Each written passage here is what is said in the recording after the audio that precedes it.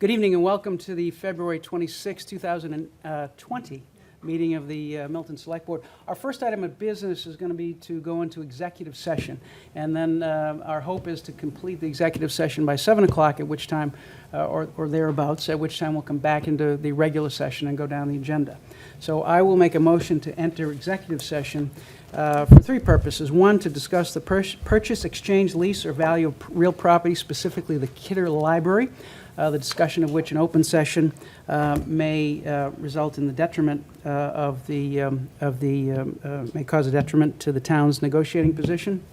Two, to discuss the reputation, character, physical condition, or mental health rather than professional competence of an individual, or to discuss the discipline or dismissal of, or complaints or charges brought against a public officer, employee, or staff member or individual pursuant to General Laws, Chapter 30A, Section 21A1.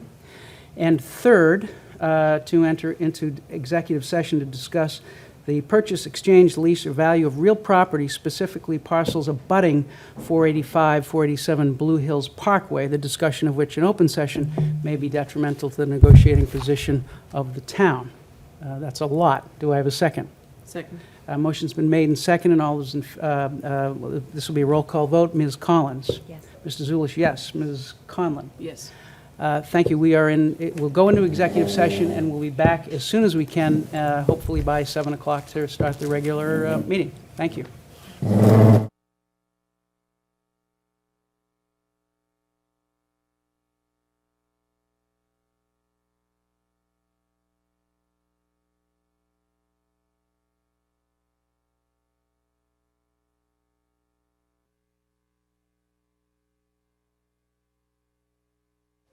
Thank you, and we're back in regular session now. Apologize for being a little bit later than we said we would be. And so I will ask you, before we begin, to join us as we recite the Pledge of Allegiance.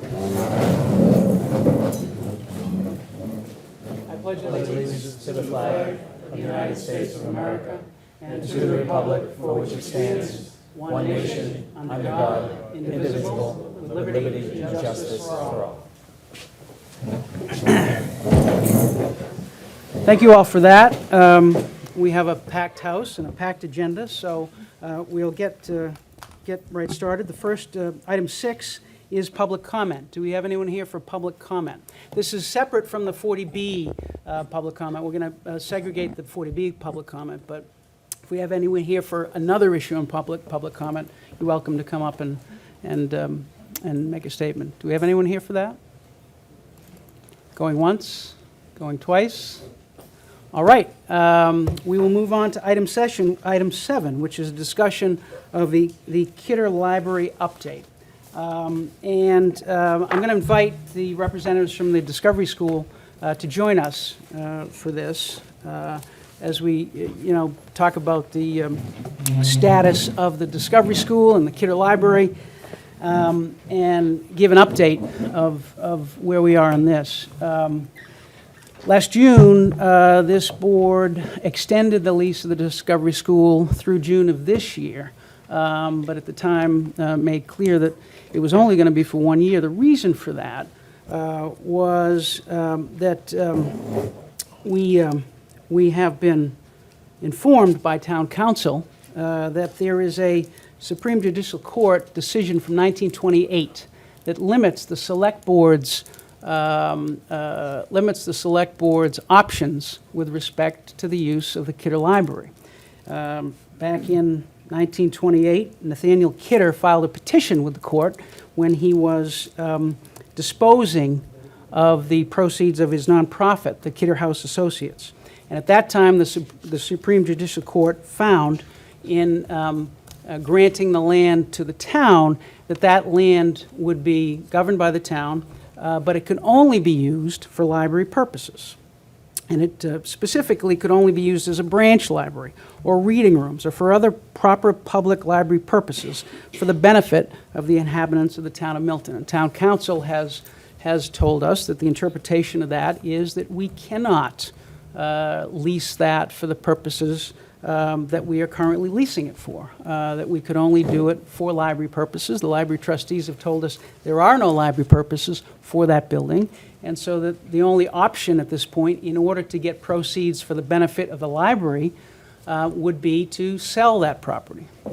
And so we have now come to the point where we're going to start looking into an invitation to bid to see what interest there is in the Kidder Library, and then a request for quote. Now, this process could go on for quite a while. It would require town meeting approval to sell the property after we have interest in it. And we have kept the Discovery School aware of this. We had them in to let them know about this. And let me just say that everyone on this board recognizes the value that the Discovery School and the Early Childhood Alliance brings to this town. There's no disputing that. And everyone on this board wants to help Discovery School and the Early Childhood Alliance as much as we can. Sometimes in this role, we have the interests of the town. We have to act in the best interest of the town, but we also have to act within the law. Now, it's the view of the board and the consensus of the board that we should continue to allow, notwithstanding the Supreme Judicial Court opinion and the Town Council's opinion, we should continue to allow Discovery School to stay in the property pending a sale, which could take, as I said, until after a subsequent town meeting, perhaps next January. That will be beneficial to the library because there is rent going to the library. It will be beneficial to the school and to the Early Childhood Alliance, and most importantly, it would be beneficial to the parents and the children and the people who use that school. So notwithstanding the strict interpretation of the law, the view of the board is that the best interests of the town, at least for this period of time, outweigh the strict interpretation of the law. And so that's the general view of the board. And we've shared the opinion and the opinion with Discovery School and with their lawyer, and to the extent that they can find something different that would help us decide differently, we're fully open to that. But that is those are the constraints that we're acting under right now. And we've had very good discussions with the Discovery Schoolhouse, and I think they know how important we think they are and how crucial we think they are to this community. And hopefully we can work out a way to have them stay in. We are a little constrained with Kidder, and we're going to work to see what we can do on that. So I'll turn it over now. I've talked too much. I don't know if anyone else wants to say anything, but I'll certainly turn it over to the representative of Discovery School to say whatever they want to say here. Well, thank you. I'm Marion McKettrick, and Discovery School, I'm an attorney, as you know. Discovery Schoolhouse hired me last summer because they anticipated that you might be going to a public bid process. They felt they should have an attorney to assist. So, and we also did have to ask for an extension on our lease at that time, which I did for them, and you were kind enough to grant an extension. So we're here tonight. We really appreciate, this is Brian Sheff. He's the director of the school. There are some board members here tonight. There are parents here.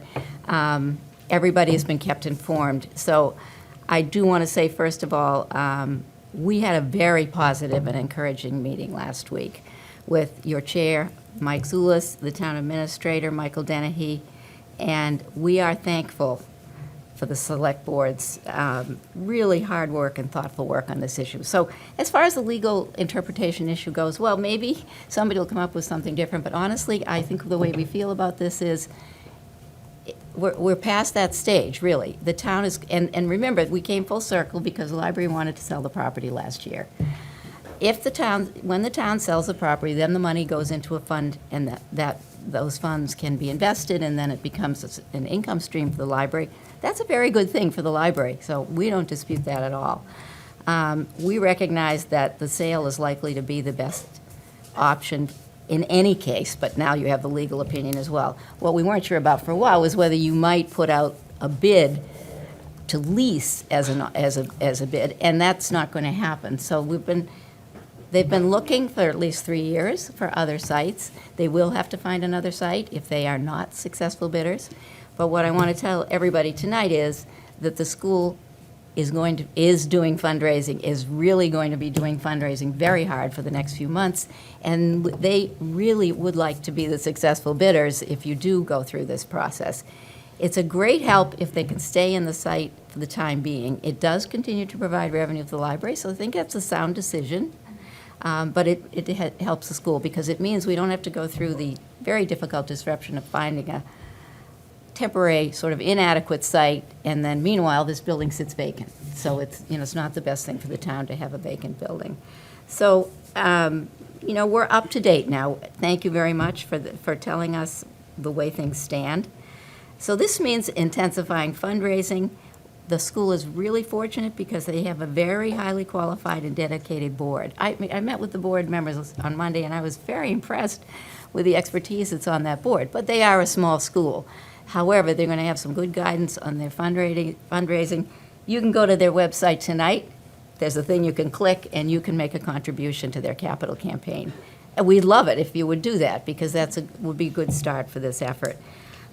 We do think if the school raises sufficient funds, they can be a strong bidder, because what they need to do is to raise money for a deposit so that they have the capacity to get a mortgage, basically, if they want to buy the property that way. Of course, the more they raise, the less they would have to mortgage. But they don't have to raise the entire amount, and it's a project that they could accomplish if they get tremendous support, and they need some really strong donors, obviously. But it would be a win-win for the town, the school, and the library if this happens. So I really appreciate the positive support that you're giving us. It would preserve the Kidder building. It would maintain the legacy of Nathaniel Kidder and all that history. And it would continue this use, which is so well suited to this building. Because it was a branch library, there's a big upstairs room. That's where the classrooms mostly are. There are shelves that are in place. They're loaded with books, and they're also loaded with other things, other items that the school uses. They've had to make some small renovations, bathrooms and railings and things like that. But this place doesn't have to be transformed in order to continue to use it for this purpose. Keeping that, if they were to win and be successful in this bid and own the building, then the community in the neighborhood would continue to have the use of this building. The Milton Early Childhood Alliance, MICA, I really didn't know the history of this, but it's been associated with this school from the beginning. And this is a program that applies for grants, and they're used for various programs that help prepare children throughout the town for school, preschool, or for kindergarten. And it's also a coordinating mechanism with all the preschool programs in town. So that's a function for this building's been used for that isn't just for this school, but is for the whole town. And then, of course, finally, whatever happens, if a reasonably good bid is submitted and is the winning bid, that means the library gets the money to help support their services. So, I'm very excited about this. I'll admit I found it kind of daunting when I thought about this project with such a small school. But the more I understand what type of school this is and what type of parents support this school and have their children there and how they continue to choose this school, and that it's really a community-based school rather than a big, for-profit or something. It deserves support, and it will also keep the building and keep that little neighborhood looking somewhat the same. I think that's important to everybody in this town. So I would just say thank you, and I appreciate any support that anybody in the town would like to provide for this effort. We'll accept any and all contributions, and you just have to go to Discovery Schoolhouse's website. And Brian, would you like to add a few words? I just want to say thank you very much for taking it seriously and thinking about it. And, we do hope to be there for a very long time, but as owners rather than renters. Okay, thank you. Thank you, Brian. It's a program that's almost 30 years old, incidentally. So we have children of people who attended Discovery that's great. Schoolhouse there now. I'm going to ask, Oh, sure. any comments or questions from the members of the board? What's your website again? Discovery Schoolhouse, discoveryschoolhouse.org. As soon as you open it up, you'll see right in the middle of the page something you can click on if you want to make a contribution. Thank you.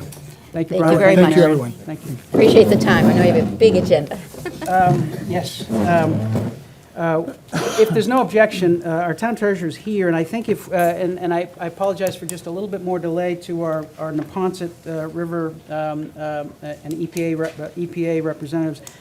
We do have a quick matter on a tax title matter, and our town treasurer's here, and if we could just move item 14 before item 8, I'd appreciate it without objection.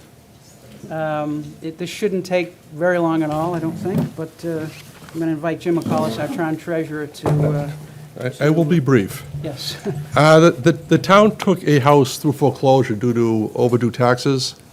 We acquired the house back in October. In the process of evicting the previous owners, they came to us and asked, is there anything that they can do? And our reply was, you owe $213,000. If you get us a check for $213,000, I can go to the Board of Selectmen, and the last remedy is the Board of Selectmen can vacate the judgment, which in turn is, we'll turn the deed back over to the current homeowners.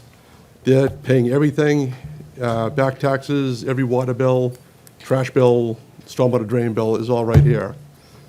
So I'm asking the Board of Selectmen to vacate the judgment, and we can hand the property back to the current homeowner. Comments or questions from the members? I'll make a motion to vacate the judgment on the advice of the town treasurer.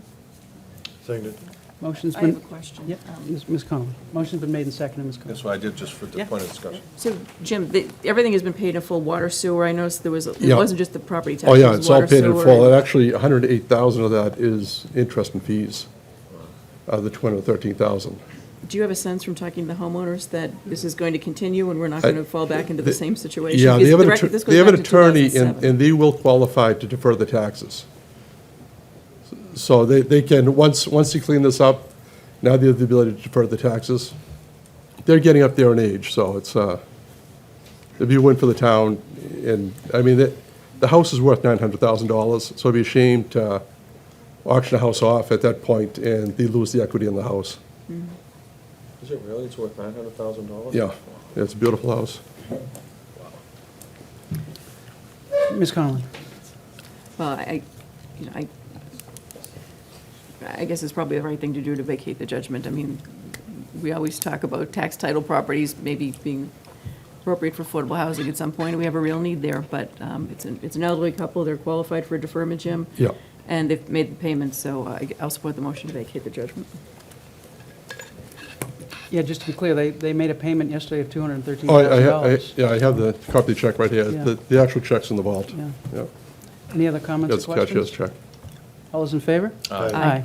Thank you, Okay, Jim. thank you. Thanks, Jim. Going back to item 8, the discussion of the lower Neponset River and a possible proposal to the national priorities list, the Superfund with the Conservation Commission and the U.S. Environmental Protection Agency. So if we need more chairs, we'll get them.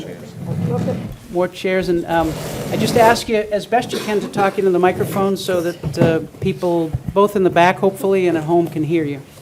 And if you could just identify yourself. Mr. Cannon, do you want to? A point of order. Yes, Mr. Cannon. We are in public session, and we need to open our session.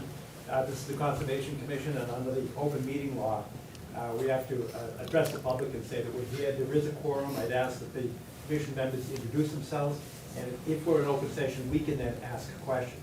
Please do, Joe, and I would just ask you to, can you come up and have them do it in the microphone so people can hear? Is that okay? Ingrid Beatty, Milton Conservation. Hi, my name is Wendy Garpo. Good evening, John Kiernan, Conservation Commission. Arthur Doyle, Conservation Commission. John, would it be easier if we had chairs up here so you can move up? We're fine, yeah, Okay, thank you. all right. All right, so now you're in session.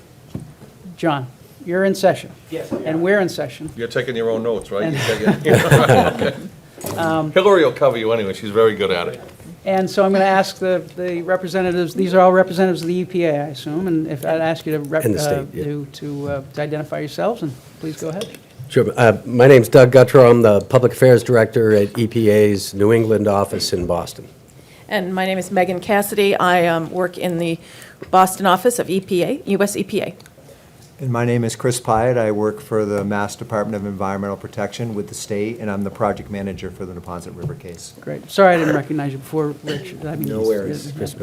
yeah. Mr. Chairman, first of all, I'll say a few words and then turn it over to Megan, but I want to thank you and the board members for the opportunity to be here, and the Conservation Commissioners. I want to thank personally Mike Dennehy, your town manager, for the invitation and for being there for us and with us over the past 2 years that EPA has been involved in the Neponset site. I also want to recognize Zanetta Purnell on my staff. She's a community involvement coordinator for EPA. As if this site is to get listed, Zanetta would work with community members in the town of Milton as well as the city of Boston. So tonight, the purpose of tonight's meeting is to discuss the prospect of adding a 3.7-mile stretch of the Neponset River to EPA's national priorities list of sites that's eligible for federal action for the cleanup of contaminated sediments.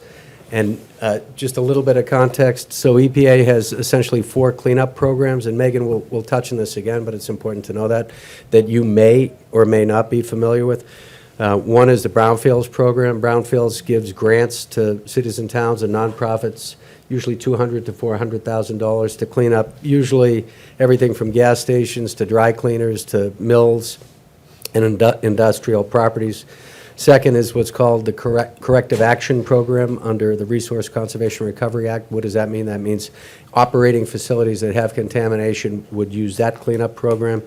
Third is our removal program under the Superfund program, which is basically short-term.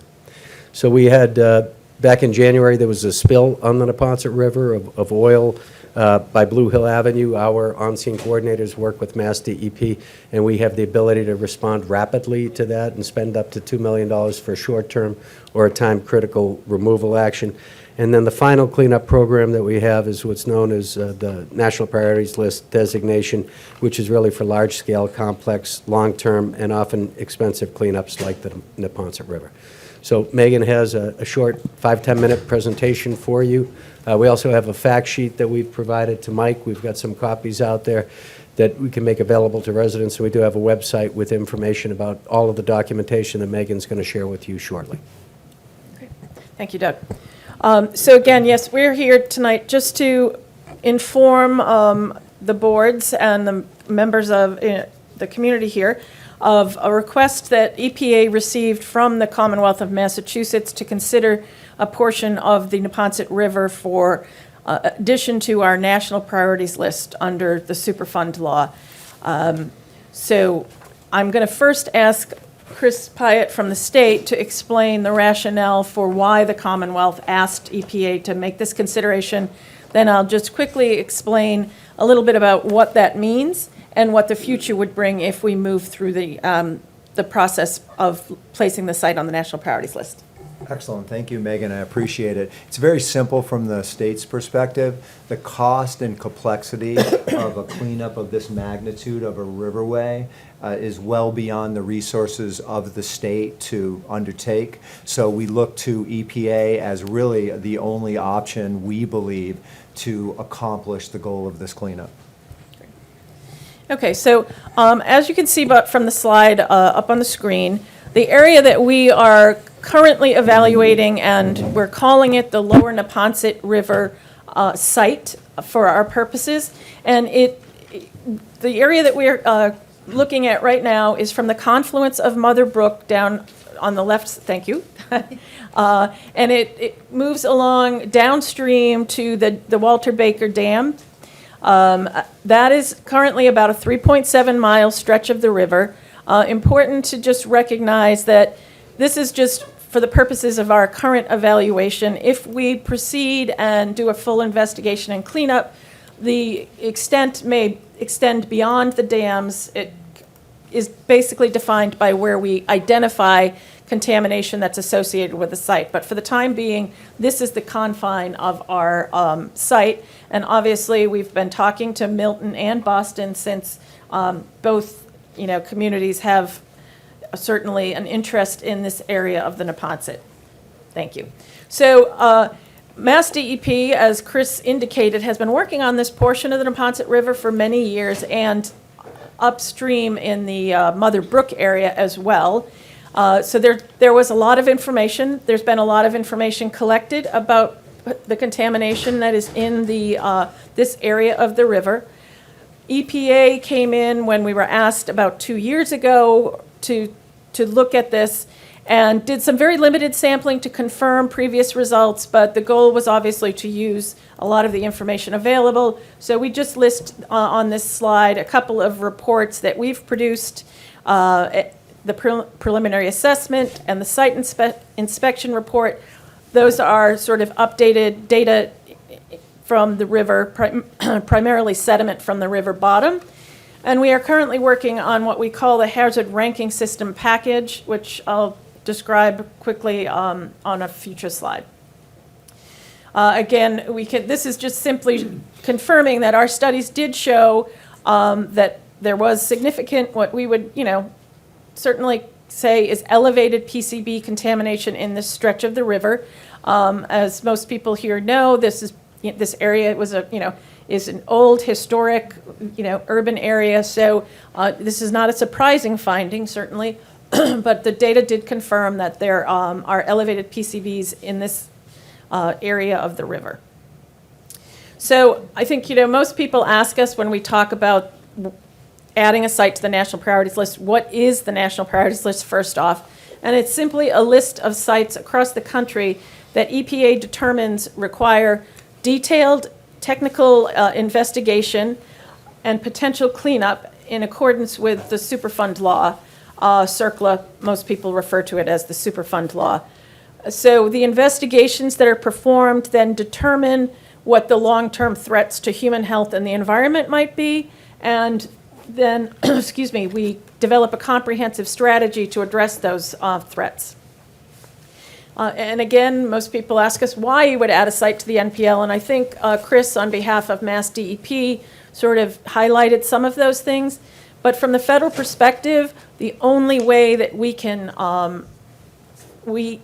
expend federal resources, and that could be money, but it's also using our expertise, staffing, and things, is to place sites on the national priorities list. And again, getting a site on the national priorities list is the only way that we can then, undertake those investigations, design a cleanup, and implement the cleanup to help restore the river for, certainly uses that are beneficial to the communities around the site. And how is a site added to the NPL? So it's actually rulemaking that we have to go through, federal rulemaking. A site is first proposed to the NPL, the National Priorities List. There's a formal 60-day public comment period, and then the site has to go through a second rulemaking to become a final site on the NPL, and that determination can be dependent on the nature of the public comments received. Another sort of very important point for us, obviously, is all sites that are placed on the national priorities list, we must receive a letter of concurrence from the governor of the state where that will occur. We have been working very, very closely with our state partners, and in fact, since they brought this site to our attention, we are very confident that will happen, and Mass DEP does not think that will be a problem. Thanks. Okay, so just wanted to quickly sort of explain the Superfund process and where we are. As Doug mentioned, the National Priorities List is really the point where we bring sites that are fairly complicated. They will take, an extended period of time to get to the point where we can clean the site up and move on, remove it from the National Priorities List. Again, this is just a depiction of the process, the Superfund process, with the green circle kind of highlighting where we are in that process, in the evaluation process, with the goal of adding it to the National Priorities List. Then we can kick off investigation, choose a cleanup plan, and implement that cleanup plan. But this is the whole process. So to talk about the possible timeframe for the Lower Neponset River, we again are developing the documentation required to support that federal rulemaking. Our goal is to propose the site to the NPL in the fall 2020 or winter 2021. That timing is a bit tentative only because the rulemaking is done on a national level out of our headquarters offices, and it can slide a bit, but our goal is to just be ready for the next update that we hope will be in the fall. Then a 60-day public comment period. Again, we'd like to finalize it in 2021. Finalizing depends on the nature of comments, and we do expect that we would get a letter of concurrence from the governor this summer. And again, we feel it's important to do a lot of outreach to make sure folks understand what we are doing and what we're working with the state to do. So we have had a number of meetings over the past couple of years with both the City of Boston and the town of Milton. We did come to the Milton Conservation Commission, I think Chris and I, a couple of years ago, and gave a bit of a presentation on this when we were going to start sampling. We've had briefings for all the legislative delegations. We had a public meeting on Monday evening in Mattapan that was very well attended, and we are here tonight to just provide you folks with that same information. And I think that's what we have tonight, and we're happy to take questions as time allows. Thank you very much. We did have a note from Senator Timmelty, who apparently was briefed. He said he wanted to be here, but he said he'd been briefed prior, a week or two ago as well. I want to defer to our Conservation Commission first for questions or comments. If you have any questions or comments, and then we'll go to our board next. But you all are the subject matter experts on this, and so I want to defer to you first, John. Thank you. This is not by way of a question, but just a comment as to the predicate tax. And I am virtually certain that you all know this, but I don't think the public does, that just east of the Adam Street Bridge on the Neponset is the largest smelt hatchery in New England. The Conservation Commission received a presentation from Coastal Zone Management about 10 years ago, and they identified a particular spot in the river. It's huge. The problem that we have had, and I know you recognize, is that the dams hold back a lot of the contamination. We have had proposals to take the dams down. We have had proposals for fish ladders. We can't do it because of the fact that the trapped contaminants are right behind the dams. And the smelt hatchery, the largest in New England, is right there. It's probably within 250 feet of the dam right at Walter Baker Chocolate. So that just goes to the need to get this done. That may be more by way of a public comment when we get to means and methods, but we're extremely concerned that all the testing and all the work that's done on the river does not release those PCBs to affect this fish hatchery. So it's just a comment, it's not really a question, and I recognize that you all know that. Thank you. Thank you. Thank you. Thank you, appreciate it.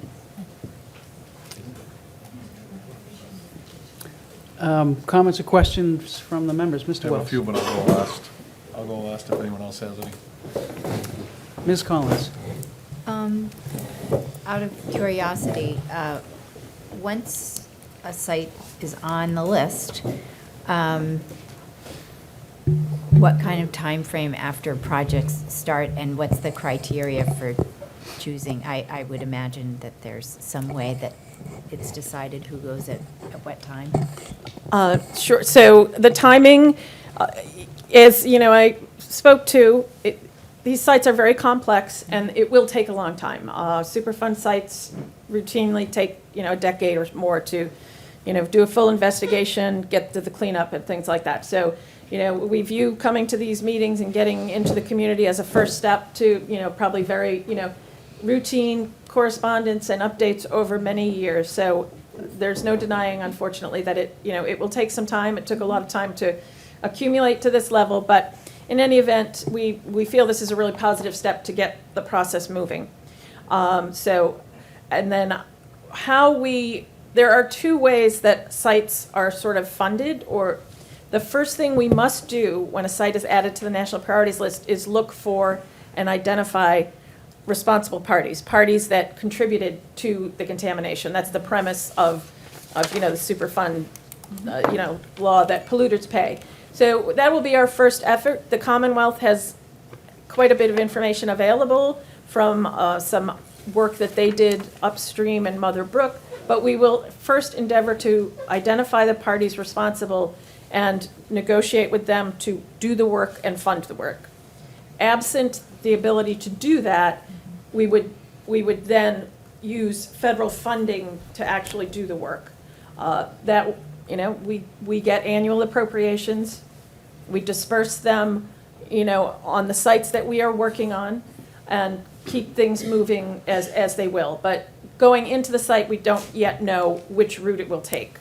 We do believe that there are some parties that are, quite large, and, probably have some ability to contribute significant funds, which would be a very good outcome, as again, that is always the goal. Comments or questions? Mr. Wells? All right, I'm ready. So it's no secret to my colleagues that I have a very strong love of the Neponset River. For history points, my father grew up, and all his brothers and his one sister grew up 2 doors from Walter Baker Charcoal on the Dorchester side.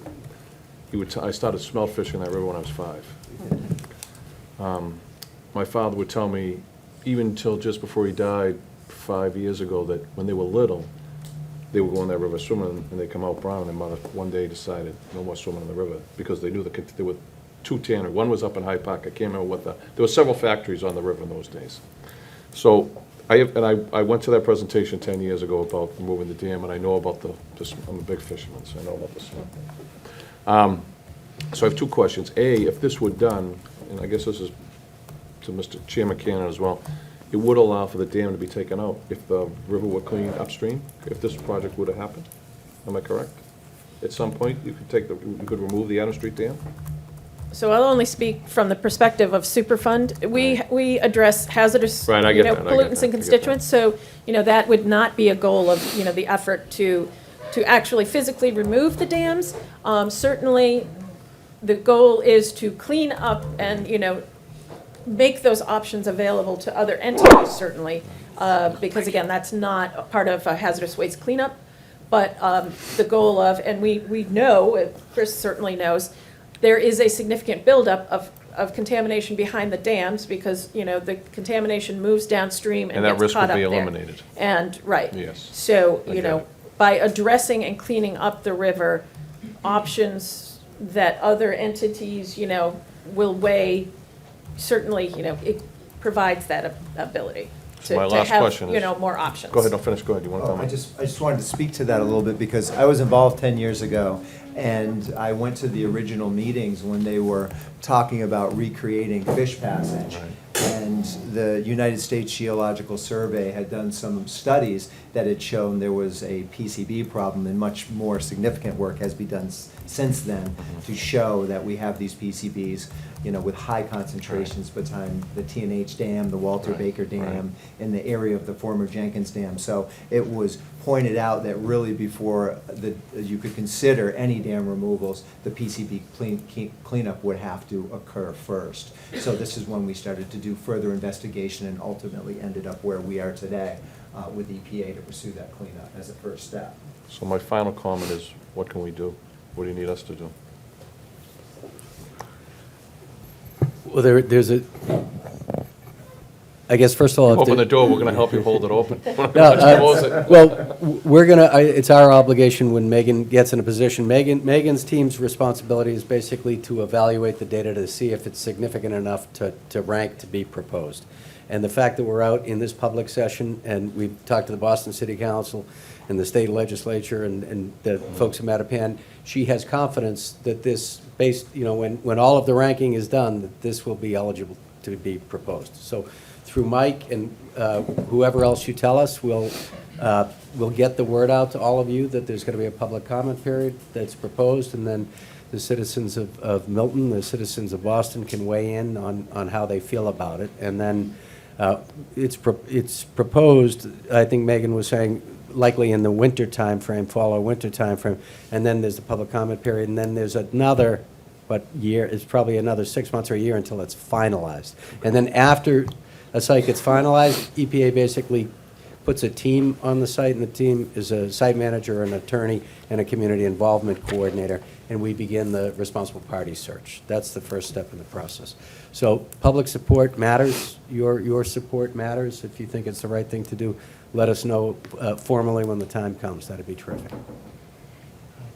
And in terms of letting you know formally, as part of the public comment process, if the town thought it was in its interest to do something, we could file written comments You could. to the EPA supporting this? Yes, you could do that. Is that Through the is that writ- normally yes. done? Is that? Yes, through the comment period. We also have received some letters prior to the governor issuing the letter, Okay. of concurrence. But as Doug said, we just try to get out to ensure that people understand what we're trying to do so that we can get that support wherever we can in the process and avoid any negative comments and things to slow things down. So getting that information, I think the state, even just hearing support, reports that up to, when they do their briefing to get their governor's letter and things. Chris, I don't want to speak for No, you, but Absolutely. We need a governor's letter of concurrence to allow this to move forward. And if communities are supporting it and they're writing letters to the governor's office that show that support, that is certainly very positive feedback that allows that to roll forward smoothly. And that's something that, if you're looking for a letter of concurrence this summer, that's something that we should look into doing in the next couple of months, it I sounds like. agree, Agreed. I agree. We'd Let's certainly call the look- governor tomorrow. Certainly look to the Conservation Commission to lead us, I think, in that effort. Go ahead, Keith. It's a high priority for us. Ms. Conlon? I have a question, and this is not my area, so I may not be wording this correctly, but about 15 years ago, we rezoned some brownfield zoning for the old paper mill site near the T&H dam at Tileston Hollingsworth, I think is the name of it, paper mill. And from what I understand, the reason that that's really never gone anywhere is because of the PCVs and the environmental issues and the banks. Cleaning up the river, does that encompass also banks along private property? How might that impact a site that we haven't been able to do anything with, even though we put some special zoning in place 15 years ago? So the strategy that we have taken with the Commonwealth, excuse me, is to look at the river itself, leaving upland properties to primarily stay within state programs, brownfields, voluntary cleanup, things like that. There will certainly be some areas, on the banks that inevitably will become part of the Superfund site. It will not go up onto the upland properties. Again, that is a significant complication, as each property would have to be sort of a separate National Priorities List site. And, most of them, or many of them, would not benefit from that or would not qualify for it. All right, thank And you. if there is contamination in the upland areas, it becomes part of the state system, and we have something called release tracking numbers that are assigned, and then they have to go through the Massachusetts contingency plan process to clean the upland areas up so that they can then be developable based on our regulations. And I should just clarify, I don't know whether that's the case or not. Right. This is all third hand, that we had a property owner who bought the property, brought some plans forward to town meeting, and was hoping to do something with the property in terms of housing, but for a variety of reasons, including access to the site, things just haven't really moved forward. And that's an area that always comes up for whenever we talk about housing or other issues, so Sure. thanks for that information. Mr. Wells? So just one final point is that clearly from the state side, we're all aware, everyone who lives in town, that the DCR has invested huge money laying that bike path that runs the entire Neponset from the Boston line all the way through Milton Village, along Central Avenue Valley, all the way across Mattapan now, all the way to Hyde Park. And from their perspective, I can only see how this can enhance everything that they've put into this in the past 10, 15 years. And they're putting new canoe ramps in, they're talking about putting at the Mattapan, what do you call it, station, a comfort station for bikers. I mean, invested some serious money, which has benefited the residents of both Boston and Milton and anyone who uses that bike path. So I think there's definitely a long way. I can't believe that you're sitting here, to be honest with you. I'm shocked. So if I could add. Please. The members of the Boston City Council that we spoke to, the 70 to 80 residents that came out to the Mattapan meeting. Everybody seemed to be universally supportive of it. And Ian Cook, the executive director of the Neponset River Watershed Association, was there, and he was supportive. And, he wants to promote, obviously, active recreation and balance that with everything that's happening. And there are a lot of civic associations and groups that you all can share with us on the Milton side who we need to reach out to and be in touch with. And we are in the process of putting together an email list and a mailing list so that we can notify folks on things going forward. So I'll work with Mike to make sure that whoever you want us to notify about the comment period or any information, we'll get the word out. And we continue to brief Congressman Lynch, Congresswoman Presley, Senator Markey, and Senator Warren on this, and they're up to speed as well as the state legislators. Other comments or questions? So for us, I think the to-do is to coordinate with the Conservation Commission about a potential letter prior to summer of 2020. I think that's our to-do. So I hear anything else? Sure. All right. Thank you all. Appreciate your time. Thank you. Thank you so much. All right.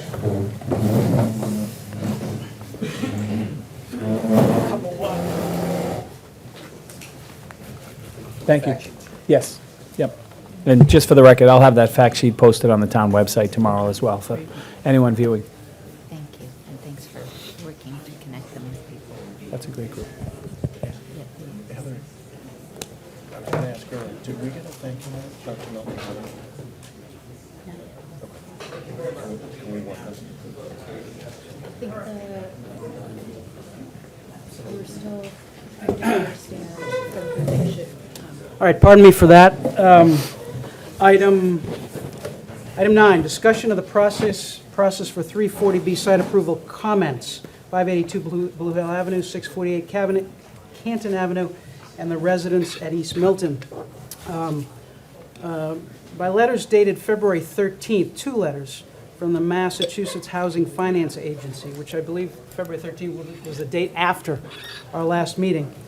We received notice of applications for site approval, one for 648 Canton Avenue that had been submitted to Massachusetts Housing Finance Agency by Comprehensive Land LLC, I believe was the name of it. The second on that date was for 582 Blue Hill Avenue. 5 days after that, we received from Mass Housing notice of a site approval application for land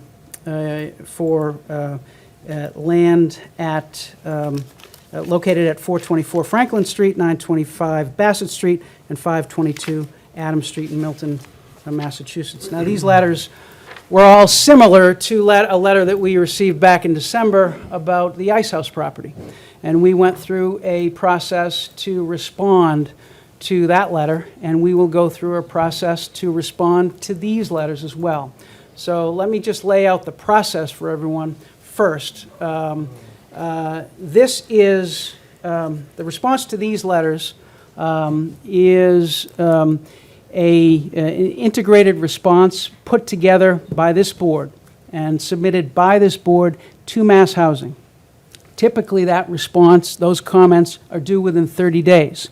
Because we received 3 of them within 5 days, Mass Housing has extended the date for the first 2 through April 15th. Essentially, they gave us another 30 days. They've extended the date for the third, the East Milton one, through April 20th, but we think they're going to extend that through April 30th.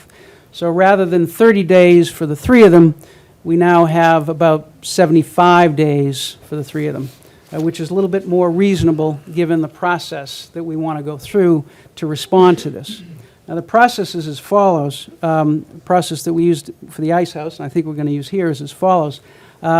We, for the Ice House, scheduled 2 meetings to accept public comments in that case. We'd like to do the same for each of these. We put this on the agenda for both 582 Blue Hill Avenue and for 648 Canton Avenue for the first meeting because we didn't know we were going to get an extension.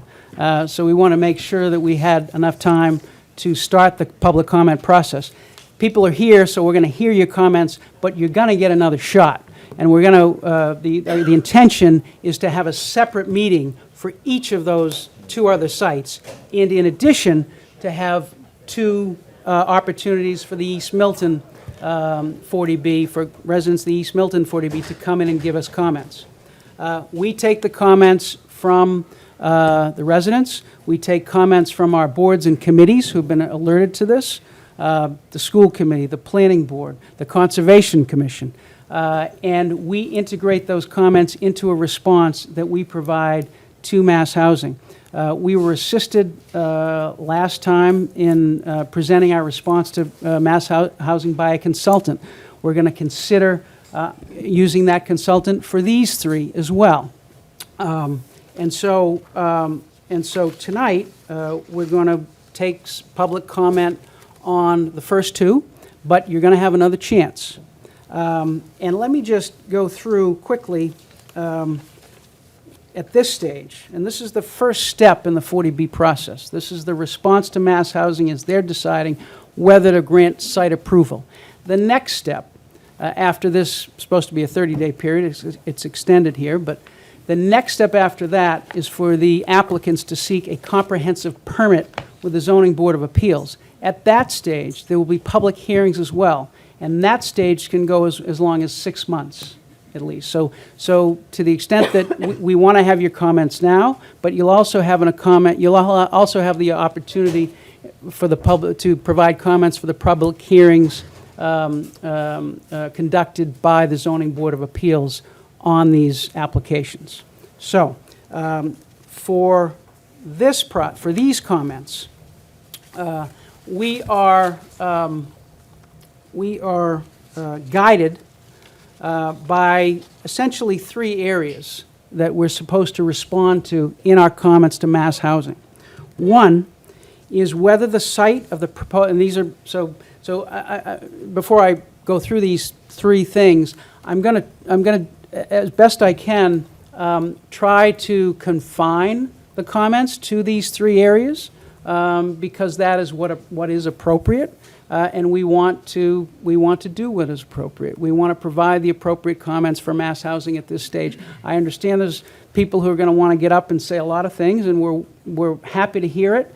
But we want to focus as much as we can on our work here. And our work here is to get the comments to provide to Mass Housing and to be as persuasive as we can in our comments to Mass Housing.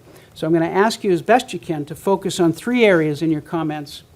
One is whether the site of the proposed project is generally appropriate for residential development, taking into consideration the information provided by the municipality or other parties regarding municipal actions previously taken to meet affordable housing needs. 2, whether the conceptual design is generally appropriate for the site on which it is located, taking into consideration factors such as the proposed use, the conceptual site plan, building massing, topography, environmental resources, and integration into the existing development patterns. And that's one that I think a lot of people are going to want to focus on, particularly with these 2. And 3rd, whether the proposed project appears financially feasible within the housing market in which it is suited. There are things, so those are the areas that we're going to ask you to really focus on in your comments. There are things that we shouldn't talk about, and that it's not appropriate to provide comments about. And that is whether a proposed affordable housing project may house families with school-aged children, or single parents, or low-income people, or people with disabilities, and so forth. Those are areas that are, at this stage, not appropriate for our comments to Mass Housing. So I'm going to ask you to really focus on our work here, which is those comments that are appropriate for this stage. So, sorry if I've talked on and on. Just wanted to kind of lay out the process that we're going through here. Comments or questions from the members? All right. So that's the process. We have first, item 10 on our agenda is the discussion of 582 Blue Hill Avenue. And so I'm going to ask, and what I'd like to do is, and this is not a hard and fast rule, if we could take maybe 20 minutes for each site tonight, recognizing that you're going to have your own meeting later on for each of those sites. But if we have a lot of people, we'll be flexible in that. But I would like to be done. We do have a lot of other business tonight. I would like to be done with this part of the meeting, let's say by 9 o'clock. So that gives us 50 minutes. That gives about 25 minutes for each site. Is that acceptable to the members? Yes. So I'm going to ask people to come up first who want to give commentary on 582 Blue Hill Avenue. I do want to mention to everyone that we are conducting this in the nature of a public hearing, and our future ones will make sure are noticed. But essentially, for the purposes of a public hearing, just address all your comments to the chair. That's really what we try to do to maintain order, maintain courtesy, maintain civility. We all remember that children sometimes watch these proceedings, and we're all role models for those children. And so we try to maintain a level of discourse that we would want them to engage in. So, and I'm sure everyone will. Didn't need to say that, but anyway, just address all your comments to me. So first we'll go to 582 Blue Hill Avenue, and perhaps we'll go till about maybe 8:35 or so, to the extent we have interest, and then we'll go on to 648 Canton Avenue. So 582 Blue Hill Avenue. Does anyone want to step up? Please come up to the, and if you could sign in at the table. I forgot to mention one thing. Please come on up. I forgot to mention one thing. One thing that we've done with the Ice House project is that the board delegated Ms. Collins and myself to have discussions with the applicants to the extent that they want to, and to bring the interests of the neighborhoods and the town to the applicants, and to see if there is any room for discussion and accommodation. And that may be a process that we engage in here. Good evening. My name is Laura Kessler, 87 Robbins Street, Milton, Town Meeting Member, Precinct 1. My first issue with 582 Blue Hill Ave is the surrounding architecture. In its January 31, 20 architectural project narrative, Embark states in part, the use of traditional design elements with high-quality building materials and informed detailing will create a harmonious, appropriately scaled, and nuanced facade design in keeping with the surrounding architectural fabric. What does that mean? Our Precinct 1 neighborhood abutting this proposed 120-unit development includes the closest streets Barber Lane, Meeting House Lane, Alfred Road, and Robbins Street. They all contain single-family houses. I have a cape on Robbins, which sits perpendicular to Alfred Road. The surrounding neighborhood houses are not multifamily monstrosities. Reduce the size of this project and build some affordable housing, please. As to traffic and safety, Barber Lane and Robbins Street are the two turn-off streets on either side of the proposed structure. Robbins Street is already a cut-through. People hit the gas when they make the turn off of Blue Hill Avenue, Route 138, and they don't slow down until they have to stop at Canton Ave. I know. I have had a full view of Robbins Street from my sofa for the past 20 years. There have been so many near misses over the years by speeders coming down Robbins who make the turn at Kevin Road, not realizing the traffic had stopped on Alfred and was proceeding onto Robbins and into their path. A traffic counter should be installed on Robbins Street and Barber Lane now to determine the current traffic load. Other traffic calming measures should be considered on Robbins with residents, even without this development. The traffic study. It excluded the nearest roads. Why did the traffic study exclude Robbins Street and Barber Road? The traffic study included in the site application has traffic study sheets pertaining to the roadways across from the structure, across Blue Hill Ave on Vosges Lane and Hillsview Road. Why would the community believe any traffic study that excludes Robbins and Barber Lane? A passing reference is made in the MDM Transportation Consultant's traffic summary stating, "The project will result in a modest increase in traffic along the adjacent roadways with approximately one directional vehicle trip or less every 3 minutes during peak traffic hours. Relative traffic increases for the proposed project represents an inconsequential change in area roadway volumes, a level of change that falls well within normal day-to-day fluctuations in traffic entering and exiting the study intersections, and is immaterial to traffic operations along Blue Hill Avenue." But what about us? Then this number 716 flag shuttle. Now, the applicants would also have you believe that local bus service will alleviate the traffic impact of the proposed development, since it also lists the proximity and availability of the often cited number 716 flag bus. I compare it to the night bus of Harry Potter lore. It will always be available to accept all comers who need a ride. When all of the people who are supposed to be using the number 716 shuttle arrive from the proposed Ice House development, there will hardly be seats left for the residents of the 212-bedroom 582 Blue Hill Ave facility to flag it down, let alone room on Barbara Lane to wait for it. The 50-foot driveway. The brief description states in part, "The building design and natural topography allow 80% of the property to be hidden underneath the building and landscaped courtyard." That statement does sound amazing. However, it pertains to the front of the proposed development. My brief description is this: too big, too dense, too close for this site. The proximity of the lot line at the back of the property to the 50-foot access road on the applicant's plans and the size of this structure are problematic. How many feet from the lot line is the 50-foot driveway that's being proposed? It's really amazing to see the lot diagram. It looks like the driveway is almost touching the lot line.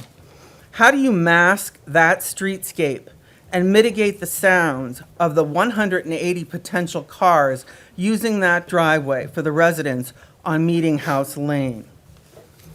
Build the retaining wall? Also, if the Milton Planning Board allows a waiver and permits this applicant to build a retaining wall, the quiet, beautiful walk enjoyed by local residents on Alfred Road, Barbara Lane, and Meeting House Lane will be destroyed. How high does one have to build a retaining wall to support the earth beneath a 4-story behemoth of a building? Do the abutting residents of Meeting House Lane get to see the sun in their front yards anymore, or will the wall only partially eclipse the sun for these abutters? Also, with 120 units and 180 parking spaces proposed, will the abutters enjoy it every morning when the new residents start their engines for the daily commute to work or school? Local residents are skeptical that the number of drivers leaving a property with 212 bedrooms every morning and returning every night will only minimally affect traffic. And my last relates to handicapped accessible units, and I only mention it as a matter because it's raised in the site application. But of the 120 units containing 212 bedrooms proposed, only 6 are designated as handicapped accessible. Although it is understood that developers come in with the least number required by law or regulation, those same developers are also the first to seek waivers from local bylaws and regulations from various town boards charged with responsibility in a particular area. I believe the number of accessible units is too few and short-sighted. The Center for Disease Control reported in its August 16, 2018 weekly report, Morbidity and Mortality Weekly, that 1 in 4 U.S. adults, 61 million Americans, have a disability that impacts major life activities, with the most common disability type, mobility, affects 1 in 7 adults. With age, disability becomes more common, affecting about 2 in 5 adults, age 65 and older. The number of handicapped accessible units of market rate and affordable units should be increased. At page 33, the developer states at 5, expand housing opportunities, in part, includes housing options for special needs and disabled population. All 6 of them? Do you just want to check a box for 6 out of 120 units, or would you double that number to 12 handicapped accessible units? Please allow Milton residents the opportunity to age in place. Finally, public health, safety, environment, and welfare of our residents must be protected, and I trust that our Select Board and Able Planning Board and others will determine whether, which, and how the 12 waivers sought by this applicant will be resolved. Thank you very much. I noticed that you have that in writing. If you could, if you have that, you can give it to us, and if you have an email, I will. you can email it to Mike Dennehy. We're also, and it raises a good point. Thank you very much. Thank That's you. very helpful. You can send written comments. Should it go to you, Mike? Yes. It Yep. should go written comments to Mike Dennehy, our town administrator, by email. That will be helpful as well. Thank you very much, ma'am. Send that word for word. Don't leave anything out. Send the whole thing. All right, other comments for 582 Blue Hill Avenue? Yeah? If you could just sign in and with your name and address. May I start with a question? Sure. Okay. Questions are $5 each, though. No, I'm only kidding. My question is, does the developer who made this request to Mass Housing need to be the owner of the property? Yeah, No. I think the answer is yes, but, yeah, Yeah. they have to be in control of the property. Okay, the so- reason I ask is that, It can be a signed purchase and sale, can it? okay, Yeah. because the house was on the market in 2019, and in September it was pulled off the market, but there's no sale recorded. So I wonder what that means. So I did ask that question myself on the walkthrough yesterday, and I couldn't get an answer. But- Okay. But Melinda, I think you're right. If there is a signed PNS, that suffices, right? But they do have to prove to the subsidizing agency that they have control over the property in order for site eligibility to be granted. Okay, thank you. We have had others where it's been a PNS. It's Just based conditional, on right? It was a PNS, conditional on the, yeah. Okay. And, well, I have a lot of questions related to that. Should I wait for a different forum for those questions related to that rule? Well, I mean, they may be questions that we can't answer, and if Okay. you want to submit the questions, if you have them in writing, we can try to get answers to them, if that's a better way to do it. Yes. I mean, my main question is, when a developer sees Milton, what is to keep any developer from signing a purchase and sale and waiting to see which property hits that they can develop on? So they just throw darts, because this particular developer has already thrown 2 darts that we're addressing tonight. So he or she might just keep throwing darts at Milton. Am I right? I don't think they're darts. I think they're hand grenades myself. But I'm sorry? I don't think they're darts. I think they're hand grenades. Well, thank you. Okay. Yeah, and again, other people can weigh in. I mean, it is, my understanding, not uncommon in communities. We're at 5% And of commu- affordable. That's right, that was, I was. So now we're Camposi, who owns the property. I would consider them developers now that Yeah. come to Milton. They're predators. Well, okay. But may Thank I you, just thank you, say sir. that Well, he doesn't own the property, am I He correct? does. All right. He does own it. So, I'm sorry. let's try, It's let's in the try to, application. appreciate it, let's Yeah. try We're gonna to, show the deed that it was transferred from Shapiro. great. And if you want to make comments, that's fine, but I'm nobody just can trying to hear you. help. No, I I'm just appreciate trying it, to appreciate it. inform. The only thing I was just going to say was that it's not uncommon in communities that are below the 10% affordable housing percentage to have this happen. Okay. And it's happened in other communities, it's happened in Medford, it's happened in other communities, and so it's not, we're not the first ones. Okay. Well, okay, thank you so much. Now, I have another question. Excuse me, Mr. Chair, just point of order. Could we get your name and Yeah, address? your name and please? I address. did, Yeah. No, Georgia just- Lee, I'm sorry, and I live on Highland Street. Thank you. Thank you. So I have something I'd like to read, if that's okay, and it doesn't relate to your 3 questions. It's more what we will lose than what we will gain by building. Is that acceptable for this forum? Well, I mean, to the extent that we can make an argument that the site is not, it's not appropriate for this site, and those things show that it's not appropriate for the site. Okay. Well, I believe that this says that, All so right, I'm well- going to read it. Please go ahead. Okay. I had the good fortune of getting to know the historic home at 582 Blue Hill Avenue the day it was featured on the Garden Conservancy's Milton Tour in 2018. The home and gardens at 582 Blue Hill Avenue were the crown jewels of this tour. Immediately after the tour, Boston Globe garden writer and Milton resident Carol Stalker asked me to accompany her in visiting the gardens. I am a photographer, and that day I took 140 photos of the property and home that I am happy to share with all. Built in 1925, the home is stunning. It has been perfectly restored with gardens by the foremost female landscaper of her day, possibly of all time, a woman who designed national monuments, including Dumbarton Oaks in Washington, D.C. This home and these gardens are jewels in Milton. They are not just historic, they are beautiful. If they are destroyed, they are never coming back. We need housing for all of our residents, but to destroy our cultural artifacts, our jewels, cannot be the best way to achieve these goals. Thank you. Thank you, ma'am. Ms. Lee. Mr. Chair, I just ask, ma'am, would you submit that to Mr. Dennehy? Would you send that? I would be very glad to. Thank you. Thank you. Thank you, Chair. That's Yeah, all I please, want to yeah. ask. Sir?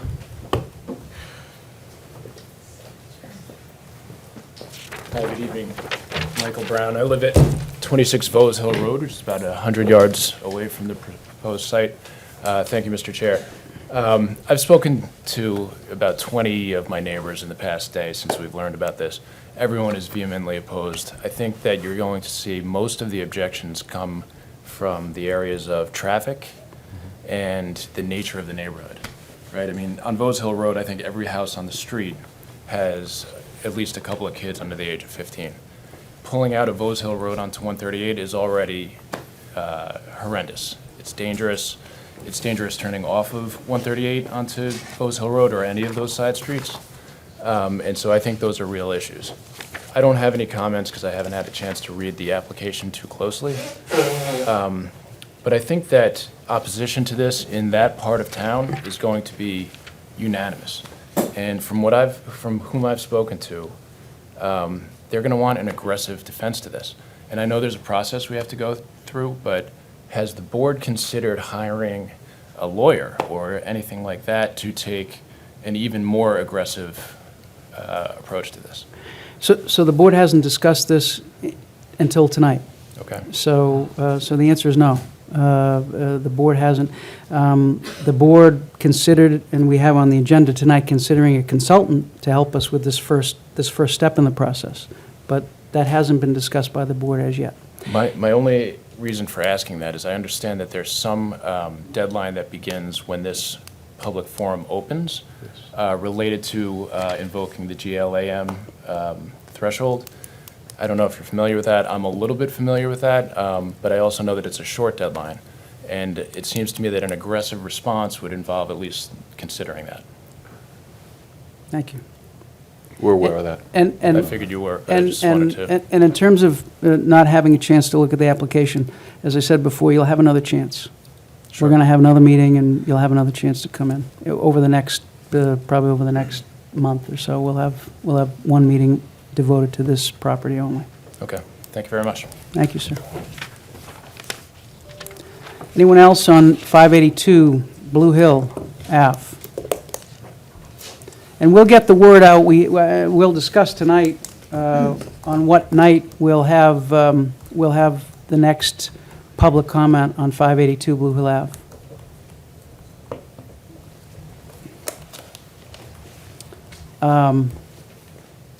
Anyone else on 582 Blue Hill Ave?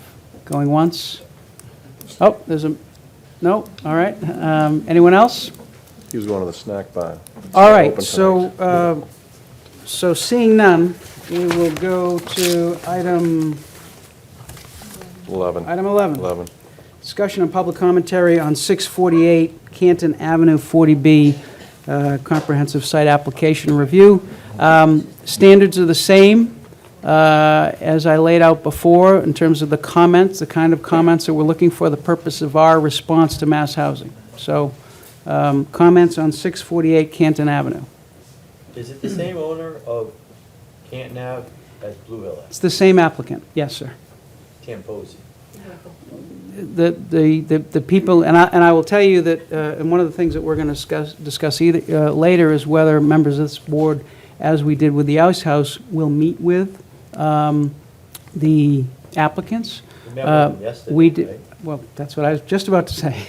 So we did have an introductory meeting with them yesterday to tell them what the process was and to see if they were interested in any discussions with members of this board. So the question will be whether this board wants to designate a subset of our group to have discussions with them going forward and to let them know what we see as the primary interest of the town and the neighborhood. So in terms of Tamposi, there were 3 gentlemen named Tamposi who were there. So was I. You were there? I met them all. Oh, okay. Mr. All Chair, right, if I might, before yeah. you get to public testimony, we did receive a letter, and we've received several emails regarding Yep. 648. This will be part of the record. This is from Ken and Laura Roach from 44 Holmes Lane, which will be part of the record. Yep. Anyone else with, yes, sir. Mr. Sweeney.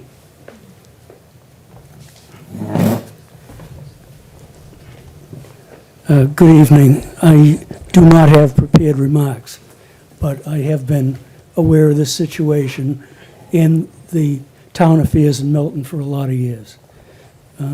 I live on Whittier Road, which is in the Indian Cliffs neighborhood. There's 165 homes within that neighborhood. There's an association that's very well organized, and I serve as the president of the Indian Cliffs Association. I'm also, this 648 property is in Precinct 9, and I'm a Precinct 9 town meeting member. I do not have detailed remarks tonight because I'm sort of in a fact-finding stage, but I've already come to some conclusions. I mean, first of all, on my left over there is Fred Hansen, who's a very experienced reporter for the Patriot Ledger. And Fred, as most of you probably know, wrote an article recently. And when Fred writes, I read. And he's always factual. And when I read his article, I can tell you, I want to share with you the word that came out of my mind for this town, for my neighborhood, for my family. Alarming. 648 specifically, there's been conversation about who owns the property. I believe it's Tamposi. I believe that they organized on September 10th, 2019. I think there's, and Mr. Zulos, you'd know who you met in age-wise better than me, but it seemed to me, in checking on who is the limited holding company, that it's sort of a father-son operation, and they've got roots at least in Hernando, Florida. I have read the proposal, and Could you move the mic away from me, please? yes, sorry. Bob, maybe use the other mic, because that one's a little scratchy. Sorry about I think that. it's the speakers in the back are Oh. blown. Am I clearer now? Is that better? Yeah. I went through the proposal before coming to the meeting, and there's a number of things in there that caught my attention that I don't think are necessarily factual, such as, like, walking to Milton Center. What kind of a walk is that? That for exercise, a jogging route? Well, not the type you engage in every day. So I noticed a number of what I call errors, inconsistencies within their formula. Now, the proposal calls for 132 units, and more than one half of those units are 2 and 3 families. When somebody applies for a 40B, I know that one of the factors is opportunities for families and children. If you're building an apartment building that's 4 stories in height, and you've got 70% 2 and 3 family bedrooms, square footage of width is like, well, the 3 families, I think, could be like 1,300 feet, 850. I mean, I've got an overall concern here. I thought in Milton right now that what we were concerned about and what we were addressing is the need for a new public school. I thought we were addressing the need for new firehouses. That's where my mind's been, and that's what I think our obligations as a town, as a community, should be. I think we're heading in the right direction, and then all of a sudden, these proposals, they seem to come out of the sky all at once. I'm really disappointed that they all showed up, what seems to be like at the same time, because to me, it's mind-boggling. If you come down Canton Avenue, when the high school gets out of school, you're in a traffic jam down here. You put 132 units with 200 parking spaces, which is another concern of mine. They talk about public transportation. They talk about within walking distance. Well, how come they have 201 units of parking spaces on their application? So that, I mean, I can remember like a good 6 months ago, in terms of like traffic, my attitude was, you haven't seen nothing yet. But I don't like to be a prophet. You've got Upper Canton Ave, you've got the Parkway, you got the proposal over at 648, you got the 40B in the appeals court down by the DPW yard, you got Falcone's project now down East Milton Square. As a citizen, I don't want to see my town get strangled. And I'll continue to work on how my neighborhood feels and how different precinct people in 9 that I talk to. And then we can perhaps, add written comments that may be helpful. I believe the select board is going to have to be asked whether you approve of what's going on or whether you don't.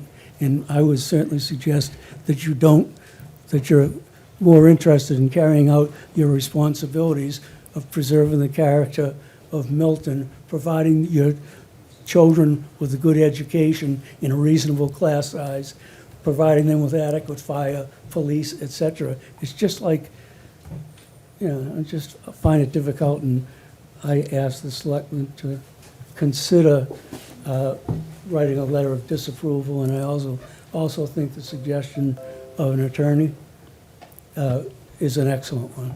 Somebody who's been there, done that, and can guide us.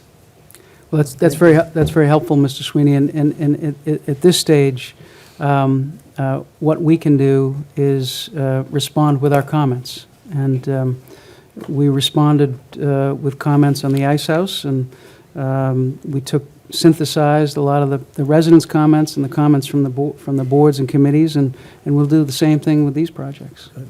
Thank you. Any other comments on 648 Canton Ave? Yes, ma'am. Can we go with this fella and I think someone else, and then maybe, yeah. Yes, sir. Hi, Mike Jones, 75 Elm Street, just down the street from here. I'll be brief. Not unlike many folks here, didn't have time to really review the proposal in any great detail. I thought the person who went before me put it very well in terms of some of the issues with respect to the Canton development, including traffic. I think everyone is familiar with how congested Canton Avenue is. I live, as I mentioned, on Elm Street. Our neighborhood's composed of Elm, Wendell, and Gulliver. There are effectively probably 150 kids in that neighborhood, mostly K through 5 is my estimation. As it stands today, a lot of those cars stuck in traffic cut through our neighborhood and pose a serious safety hazard to our kids, including mine. I have kids ages 6, 4, and 2. There have been near misses. daily, weekly. We can tell stories about that. We'll share that in written form, I'm sure. I can't help but think if you add this development to Canton and include 200 cars, it's going to be more BBs trying to fit through the funnel, more cars coming through our neighborhood, more lives in danger. The second point I'll make is we moved to our house on Elm Street 4 or 5 years ago. It was after, obviously, the development, I think it's called Winter Hill, the assisted living site. The prior owners who sold us our house informed us that the reason the basement they'd finished previously was torn apart when we bought it was because they took on water, chest level. They said it was because the water table had risen effectively from that development. I can't help but think with this project and the proposed garage, as I understand it, is not going to do the same, resulting in more flooding to the homes in our neighborhood. So I want to make those 2 points, and thank you for your time. Thank you, sir. And again, if you have any written comments, if you want to follow it up, please do. Sure. Ms. Lee, I think maybe we'll let these people who haven't spoken yet, and then we'll go to you. Is that all right? Thank you. Thank you, sir.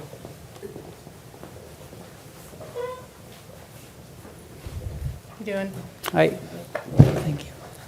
Nicole Nielsen, we live, and this is my husband, John Nielsen. We live at 640 Canton Ave, which is directly in front of the 648 property. We've been there for just about 2 years now. We're not going to deny the fact that we're obviously under the 10% that the town needs to be at, so I know you guys are faced with a lot of kind of adversity, pushback from the community, and at some point, Milton's going to have to respond somewhere.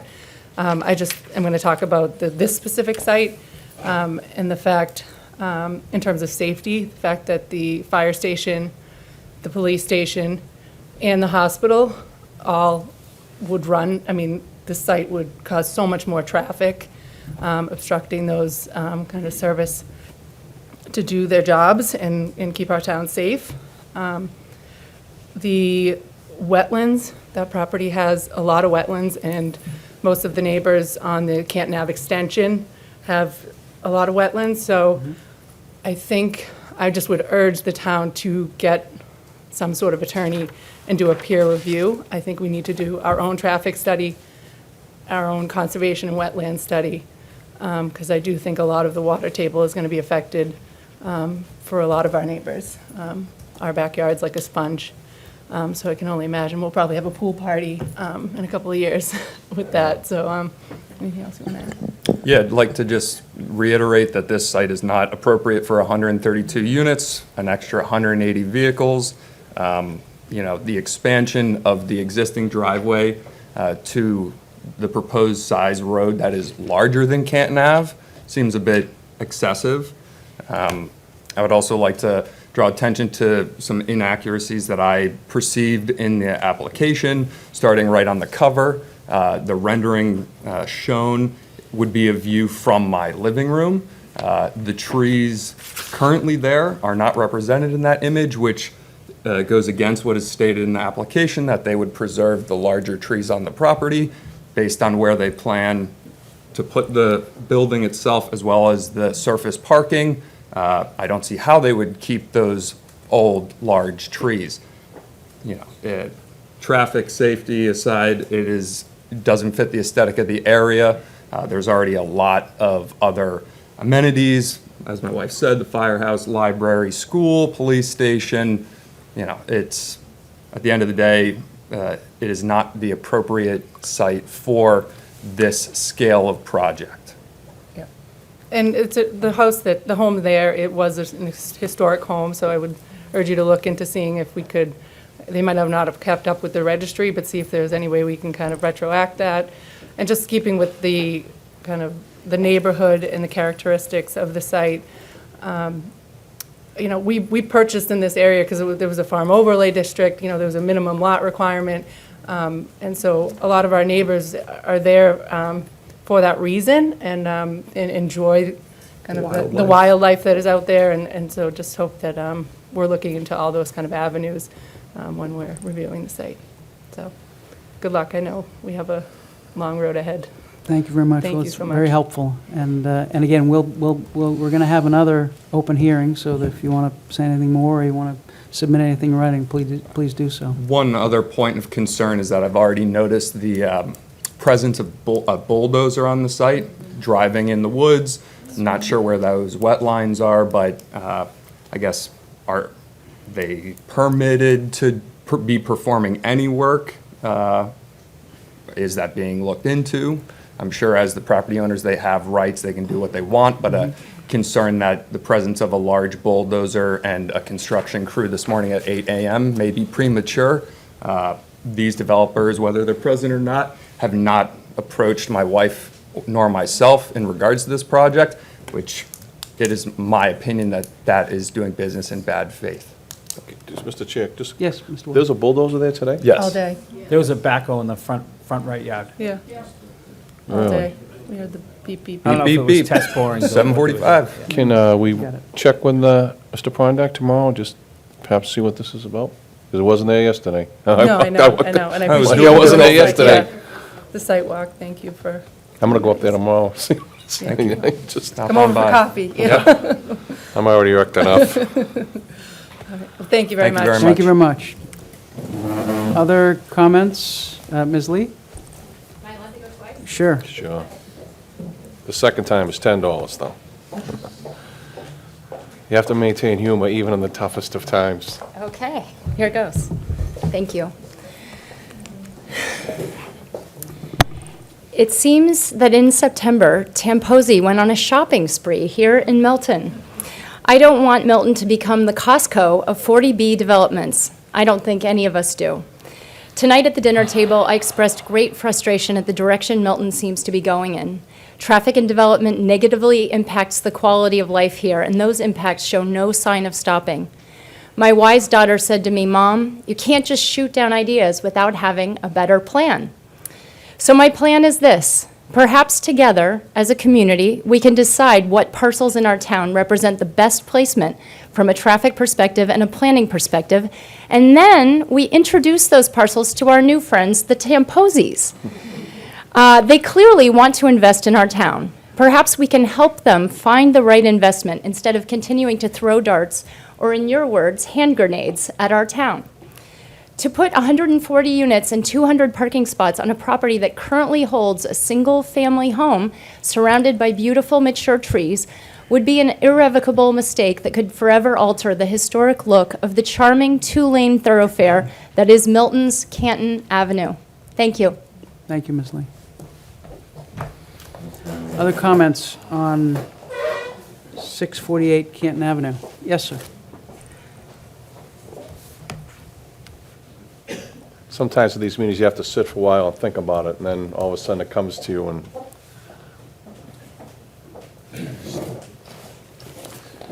Hey, Kenny Roach, live on Holmes Lane, 44 Holmes Lane. Just a couple things to kind of point out how big. From their current driveway, the roof line would be like 65 feet above the current grade. It seems like they're trying to disguise it as a four-story building when it's actually closer to a high-rise. Where in Massachusetts, a high-rise is 70 feet, so extremely close to a high-rise. And understanding that the overall height of the building is taken from the median grades around the building, but the front of the building and from my yard, that's what we'd be looking at, is a 65-foot building. And from Canton Ave, it's over 80 feet above the sidewalk on Canton Ave. A couple of the other things that were already talked about were the groundwater. In the report, I think it was on one of the site plans, they had some data on the 3 test pits they took, and I think 2 of them went down 8 feet and 1 went down 10 feet, and supposedly didn't observe water. And anyone that lives in that neighborhood knows there's definitely water at those elevations, based on what we see in our yards and in our basement. So I think that needs to definitely be looked at closer.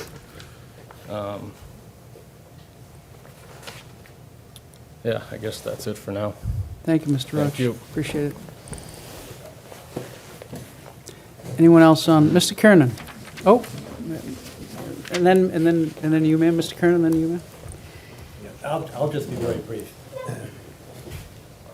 John Kiernan, Chairman of the Conservation Commission and Town Meeting Member of Precinct 6. Just for informational purposes, the Conservation Commission has been to both these sites within the last 4 weeks, and we set the jurisdictional lines. We do not have a project before us. It was simply a request to mark the lines, which we've done. But I can suggest from where we put the lines, which are pretty obvious, that the project will be jurisdictional for us, so they'll have to come before the Conservation Commission. So similar, 7-Eleven had to come before you as well, right? 7-Eleven Randolph Ave, didn't they have to come before you as well? Yes. Yes. That's correct. All right, that's just informational purposes only. Thank you, John, that's helpful.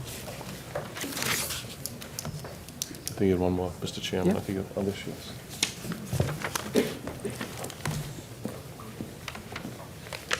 Hi, my name's Robin O'Neill. My husband Stephen and I live at 30 Holmes Lane, which is 4 feet from Holmes Lane. The project that they've proposed has no setback from the street. Yes, we purchased this house over 26 years ago, but across the street were trees and a lawn and a single-family home. Now we're going to be looking at their roadway around the project will be within about 20 feet, 5 feet of the front of my house. The height of the building, as Kenny Roach said, will cast shadows on my house and several others on the lane. As to whether this is generally okay for residential development, none of us can develop that land. None of us, we all as residents of the area have to live by rules, and yet they're asking for several waivers.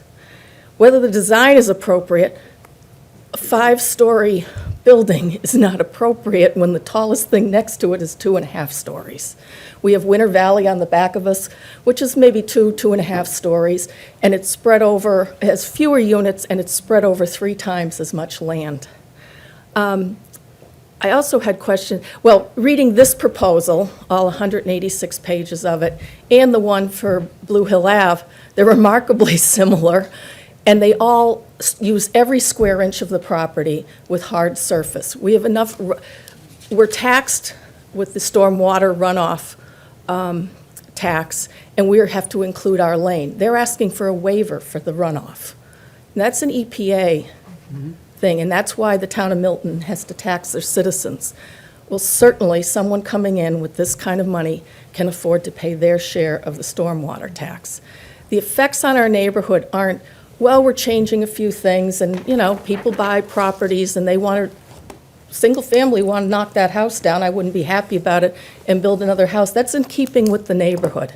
Putting up a 65-foot building is not in keeping with this thing. When they're putting it so close to the boundaries, there's no setbacks on either one of these proposals. It's just, let's maximize every bit of the land.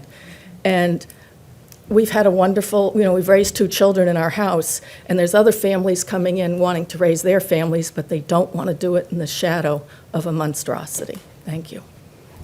Thank you, Ms. O'Neill. Yes, sir. Oh, actually, I saw him first, but you can be next. I'll be brief. Is she done? She is. I believe, Ms. O'Neill, you're done? I am just signing in, sorry. Okay, no, that's fine. All right. My comments, I'm Frank Ogover, and I... We should take a seat so you'll be on, for the millions of viewers that we have at home on television.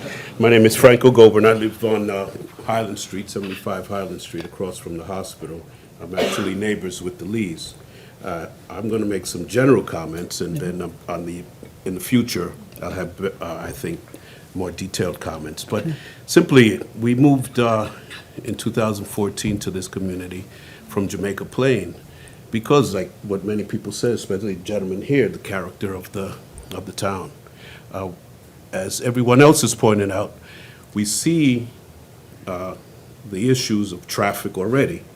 I mean, I think we all know that at 5 o'clock, you're pretty much trapped in this town. Randolph, Canton, try to take Blue Hill. So everyone's commented on that.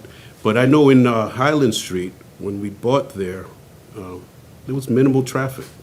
now, of course, with the hospital, and ways, every day that thing's coming across. And our children don't even have it comes up the hill, and when they want to cross to get on the lane there, to walk to the library or to school, well, when my son was going to Glover, my heart pumps every time.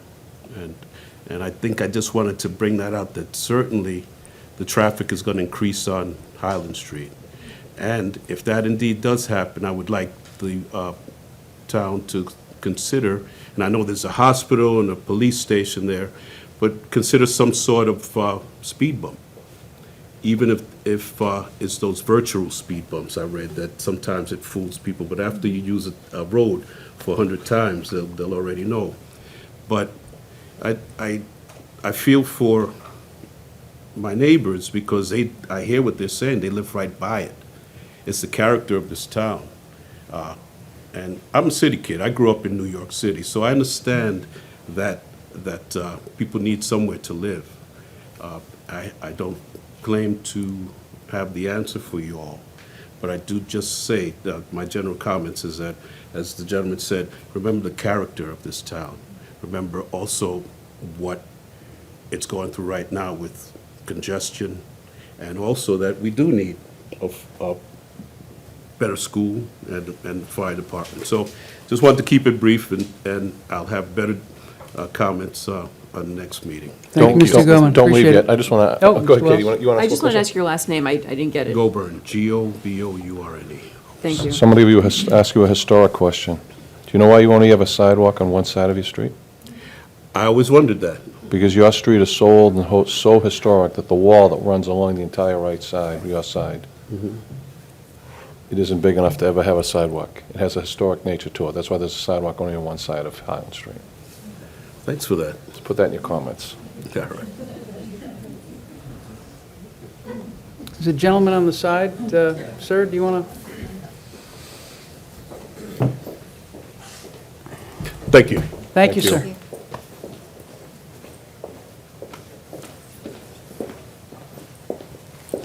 Good evening, everybody. Evening. This is not an inquisition, is it?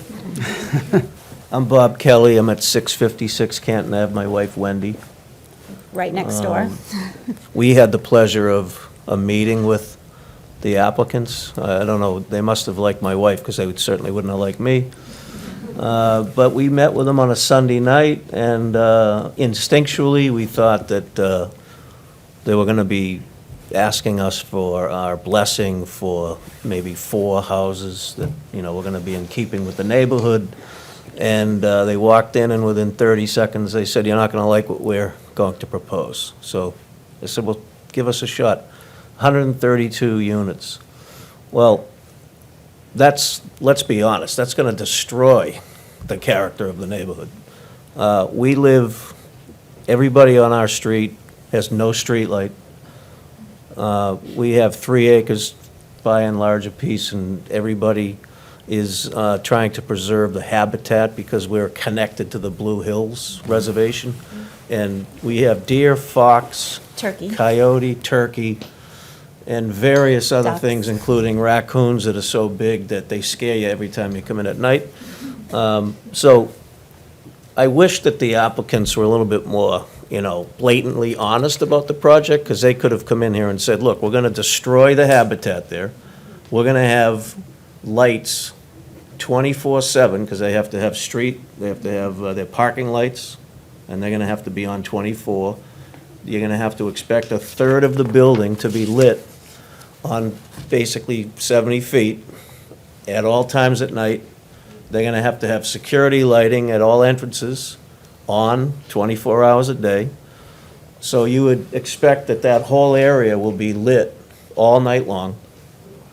And every animal that I just mentioned are all nocturnal animals. So there's going to be 0 animal activity as a result of this project. And they should have been honest about that. They should have said, "Look, we're trading animals for people. I hope you're okay with that." But I think we should all understand that they're ruining a habitat. They're ruining a character of a neighborhood that a lot of people have spent a lot of time trying to preserve.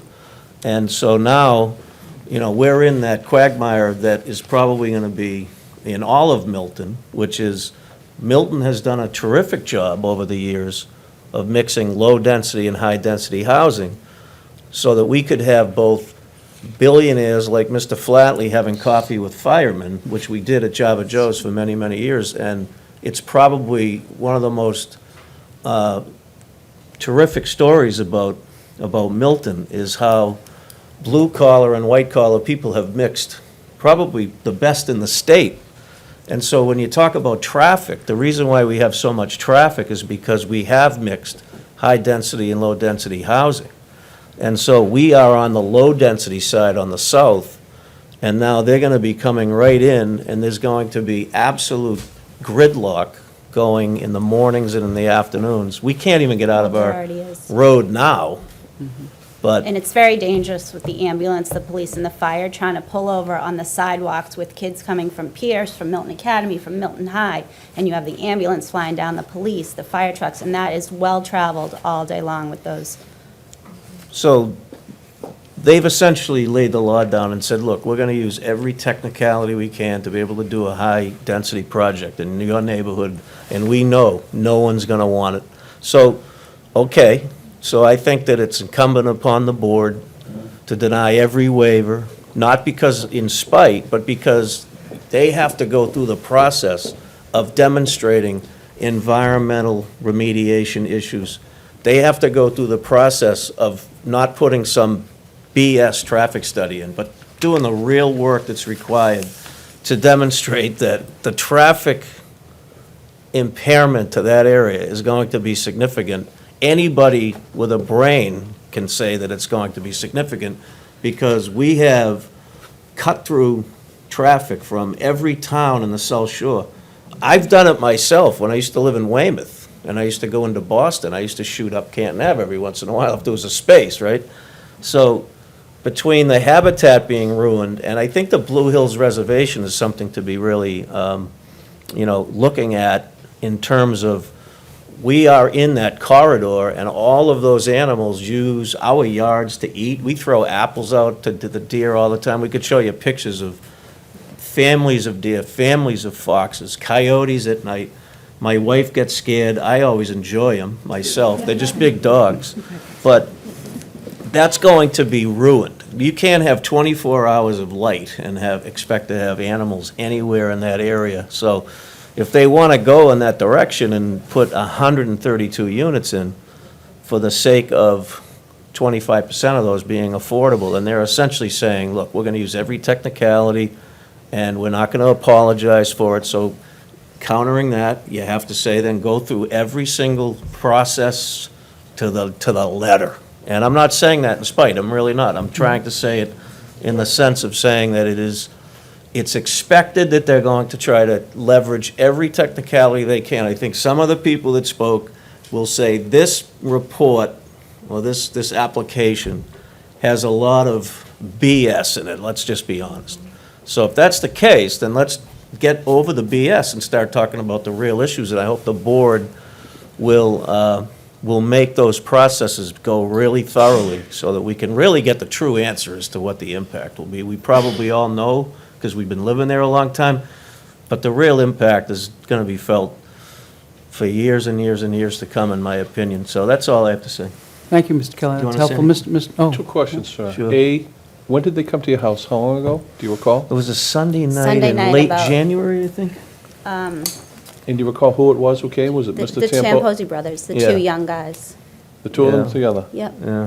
So I said to my children, oh, this is what's going to happen. They're going to tell us about, a couple big homes they want to build, out, and I'm explaining that to them. And then all of a sudden they said 132 units and the The only- steam was coming from his. And The then we only just asked good them to part leave. about that meeting was that my wife cleaned the entire kitchen before they showed up. There's always a silver lining in everything, huh? I'm done. okay, all right, moving on. Thank you, Thank Mr. you. Kelly. Thank you. Thank you, Mr. Kelly. Thank you all. Before everyone leaves, maybe we can talk about, I'm sorry? We're gonna talk about this, Well, and why they're here? I don't know, someone else want to, we're actually going a little late, maybe they can come back. Ma'am, did you want to say something, or? I did. Oh, okay, come on up. Is that all right? Yeah, sure. If there's anyone else, why don't we just have them all come up close? I mean, if there's anyone else? Well, I'm hoping, I know we're you kind of wanna- going on yeah, time, we've, Right. I really haven't had time. In fact, this is the first time I've seen this. And one of my questions is, what kind of notice did this board provide to the direct abutters and to anybody that might be affected by this, that this meeting was even taking place? I'm amazed at how many people were here. And I don't know how many more would be here if was there notice that I missed? So ma'am, that's why we're going to have another meeting. We received this, as I mentioned earlier, we received this after our last meeting, and we had to figure out how we're going to schedule all of these three. And so we want to get these on the agenda to start the process, but there will be another meeting, and there will be, 2 weeks hence, and you can stay here, we're going to schedule it now, and we'll get out as much notice as we can. Well, I guess what my first request would be, that if you originally planned to provide 2 meetings for each of these projects, if you would not consider this as one of the 2, but have another 2 scheduled just for 648, and provide notice to all the I'm a direct abutter, and I didn't receive notice. And then there are people that live down from this that are going to be affected that would need notice as well. That would be my first request, and what your plan is on implementing that. So normally the plan is to provide 2 weeks, 2 weeks to put it in the paper, to get notice in the paper So for a was public this- hearing. was this meeting We in didn't the have pa- time for this one because Well, we I guess only- that's why I'm so- asking you to backtrack and start. Well, the only problem is we have time constraints that are imposed on us in order for our response to mass housing. So they've given us some extra time, but they haven't given us as much as we'd hoped, but they've given us some extra time. So we'll try to do as much as we can. I appreciate within that. the I next- just feel the substance here is very important. Yes. But the process is also important. Yes. And I think that we need to dot all the i's and cross all the t's. Yes. And I'm not sure that I would find it acceptable that this would be considered number 1 of the 2 meetings. That's just my feeling at this point. Yep. So I'm concerned about notice, proper notice, and giving us a time, and giving other people who may not even know about this, and certainly to go through this and to really evaluate it is going to take more than a short amount of time. My second question is, you said there were 3 areas in particular that mass housing is interested in. For this stage, for this initial stage. For this stage, Exactly. okay. And what I would like to hear from you, and you don't have to, I don't expect you to answer this now, but could you give us a written explanation of what exactly you mean by each one of these 3 that mass housing is interested in? And what would appeal to them? In other words, what are they most likely looking for to turn down a project? So it's a good point. We received, when we were going through the last process, advice from our consultant on those areas, and we can post this on the website. And this goes through those 3 areas and what mass housing would be looking for and what we shouldn't get into. So it's a complete explanation of what each one of those 3 means? It's an explanation. Whether it's complete will have to be, that'll be something that you'll decide. Are there examples of things that they look for in Yes. each of those 3 areas? She has some Mr. Chair, examples. just for everyone, could you just please introduce yourself, your name and where you live? Oh, I'm All this, sorry, that's okay. I'm Susan Flukes, and I live on what is now known as Holmes Lane, but apparently is going to become Holmes Highway. But at least you have found a very interesting way of dealing with the coyote problem. The last thing that I'm interested in is, has any board in the town, whether it's the Conservation Commission or the Board of Selectmen, has anyone authorized or requested any kind of studies? For example, has the EPA gotten involved in this? Has an environmental study been requested or authorized? Has a hydraulic study been requested or authorized? Anyone who lives on Holmes Lane knows that we all have sump pumps, that the water table in that area is unbelievably high. And I just can't imagine. I know people that have done construction in that area, that they dig and the lot just fills with water. And I can't even imagine the size of this project, the water that is going to not only engulf Holmes Lane, Canton Avenue Extension, Elm, Gulliver, Wendell Park, all of that is going to drain. And so my question is, have any of those studies been requested? Sorry, Tom. So at this stage of the process, that's not something we would normally do, I don't think, at this stage of the process. We can consider that. Within the 30-day period that we typically have to respond to these, to the site approval, that would be a challenge to have an environmental study done. But that's something that we can consider going forward, and certainly something that can be done at the comprehensive permit stage with the zoning board, Ms. Collins. Well, since the environment is one aspect of this, that it's one of the three aspects that you mentioned that mass housing is concerned about. So I would think that studies of the water table in that area, the hydraulics, the environment might be appropriate. Ms. Fluke, if I might, Mr. Sweeney touched upon something earlier. Well, I have to tell you, it may be that I'm going deaf, but I could hear practically nothing that anybody said. Good thing is watch it when you get home on TV, And I you'll be able just to hear figured that everything. maybe all these younger people, their hearing is a lot better because they all seem really tuned in, and I keep saying, what are they saying? What are they saying? I could hear almost nothing. The audio in this room leaves a lot to be desired, and I have a tendency of not speaking into the microphone, so I will. But Mr. Sweeney used a term earlier, he's on a fact-finding mission, and I'd just like to remind everyone here that to some extent, the board is as well. This application was filed less than 2 weeks ago, and this, regardless of whatever the outcome of these applications is, this is the beginning, this is the jumping off point of a process that will take, conservatively speaking, in my opinion, years. So you're right to be animated about this, certainly, particularly given where you live. This is a process, and there will be dozens of meetings on this. And we can, as a board, hold meetings whenever we like. So we will continue to have, I'm guessing, a number of meetings on this. Certainly there are time constraints involved. There's a process, there's a timeline that needs to be followed, and we will follow that. But this is the jumping off point of a process that's going to go on for a long, long, long time, involving dozens of people, numerous committees. The other thing, too, that I just like to remind everyone, my experience has been, in my brief time on this board, these applications try not to get too hung up or preoccupied with that application, because typically they're filled with bad information and they're inconsistent.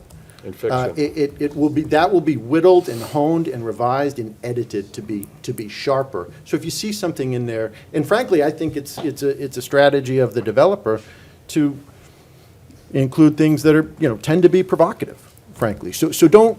My point is, the takeaway is, please don't get too preoccupied to the point you think everything in there is the gospel truth. That's all I'm trying to communicate. Well, it's hard to ignore. All right. But I guess we need guidance as to what we should do.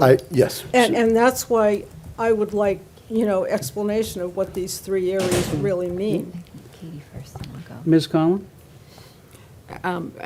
I just wanted to respond to a couple of the things that you said, Ms. Fluke. The town's been down this road a few times. We've had a few applications over the last few years. The Board of Appeals is the permit granting authority, so all of this is eventually going to play out before the Board of Appeals, and that's when peer reviews get done, traffic studies. The Conservation Commission, the chair just said that they believe that this will fall within their jurisdiction, so that's the right forum for the environmental issues and the Board of Appeals and the Concom. So at this stage, we're looking just at the things the chair identified, site eligibility. We may be able to raise some of these in a general sense about water and wetlands and all of that needing to be investigated, but though the issues that you're raising really are, some of them are more appropriate for the Board of Appeals at a later stage. Ms. Collins? And to that point, raising things generally can be helpful because it can help the person who's reviewing the application understand better what might be appropriate for the site if we talk about these things in a general way. So, but as Katie said, they will be addressed by the Zoning Board of Appeals at that point.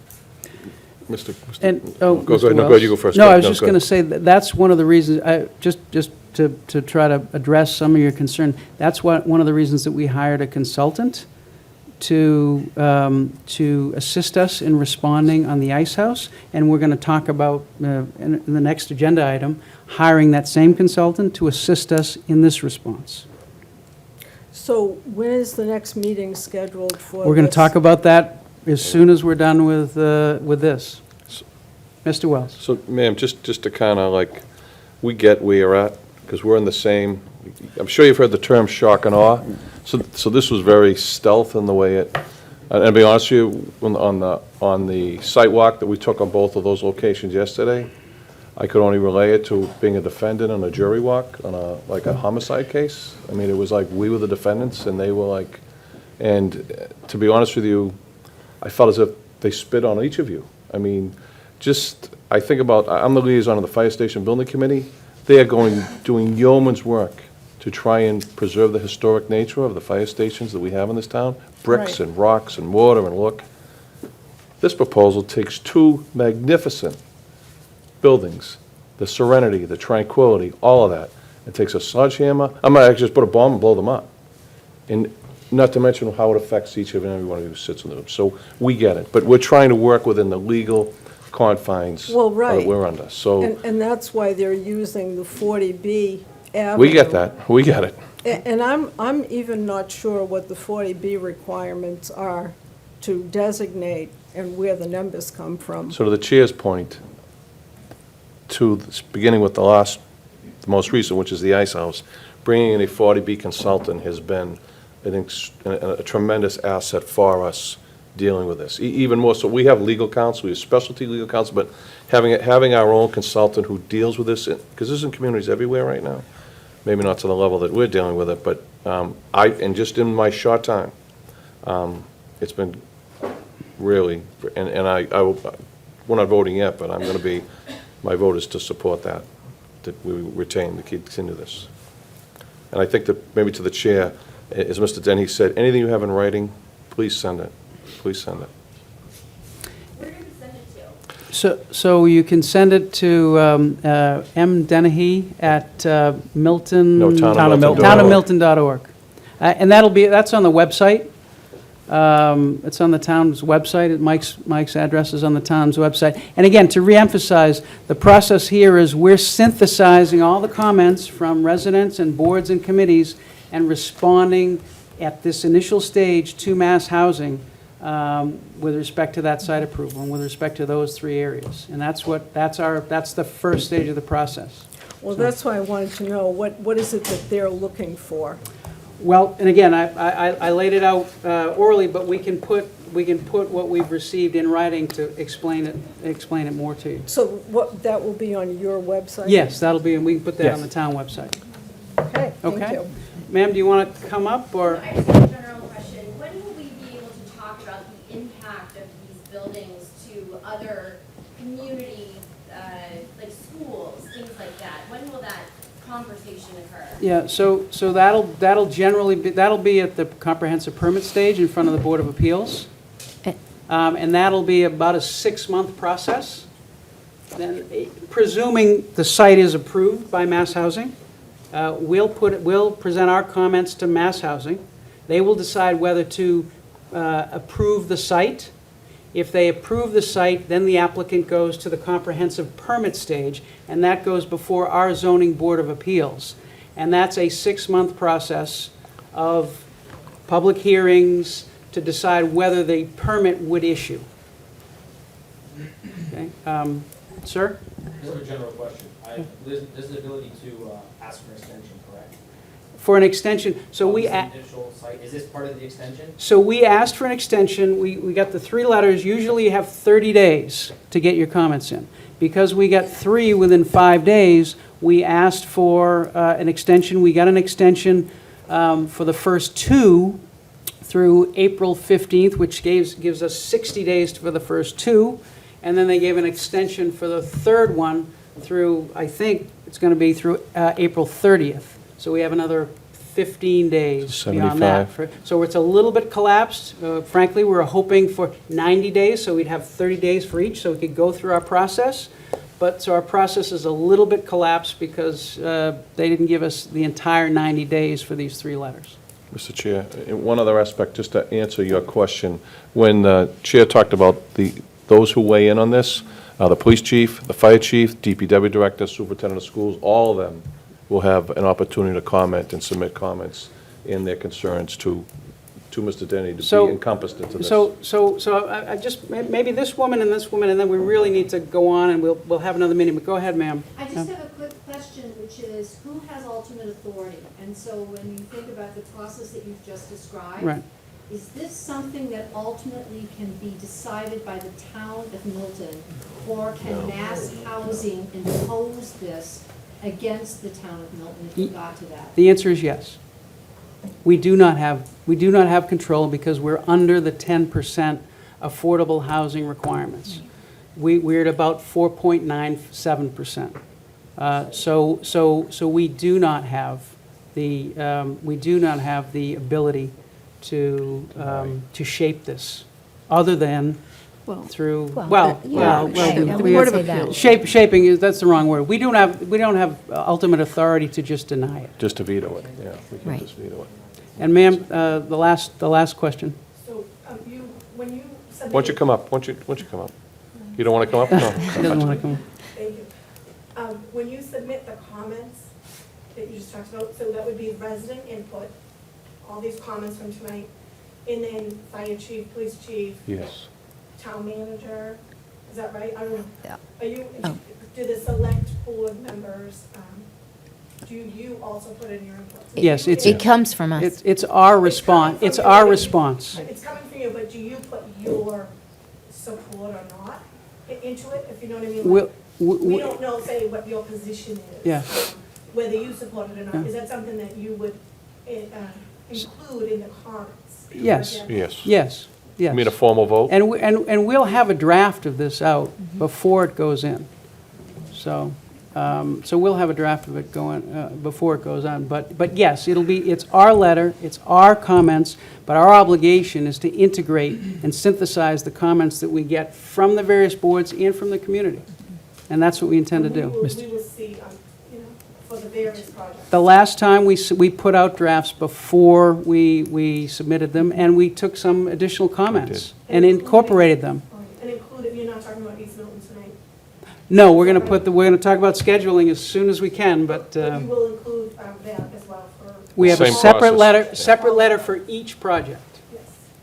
Mr. Dennehy. Just, I want everyone in here to be confident that the subject matter experts in the town, the police chief, fire chief, school superintendent, assistant superintendent, school transportation expert, they're all looking at each of these 3 sites currently, and understanding that their comments need to be submitted to this board and will be taken into account by this board. And then, as fate could have it, maybe at the zoning board level as well. But be confident leaving this meeting tonight that the subject matter experts in this town have been delegated with reviewing these applications and coming up with pros and cons for each of these applications. Cheryl? Cheryl Tagayas, Chair of the Planning Board.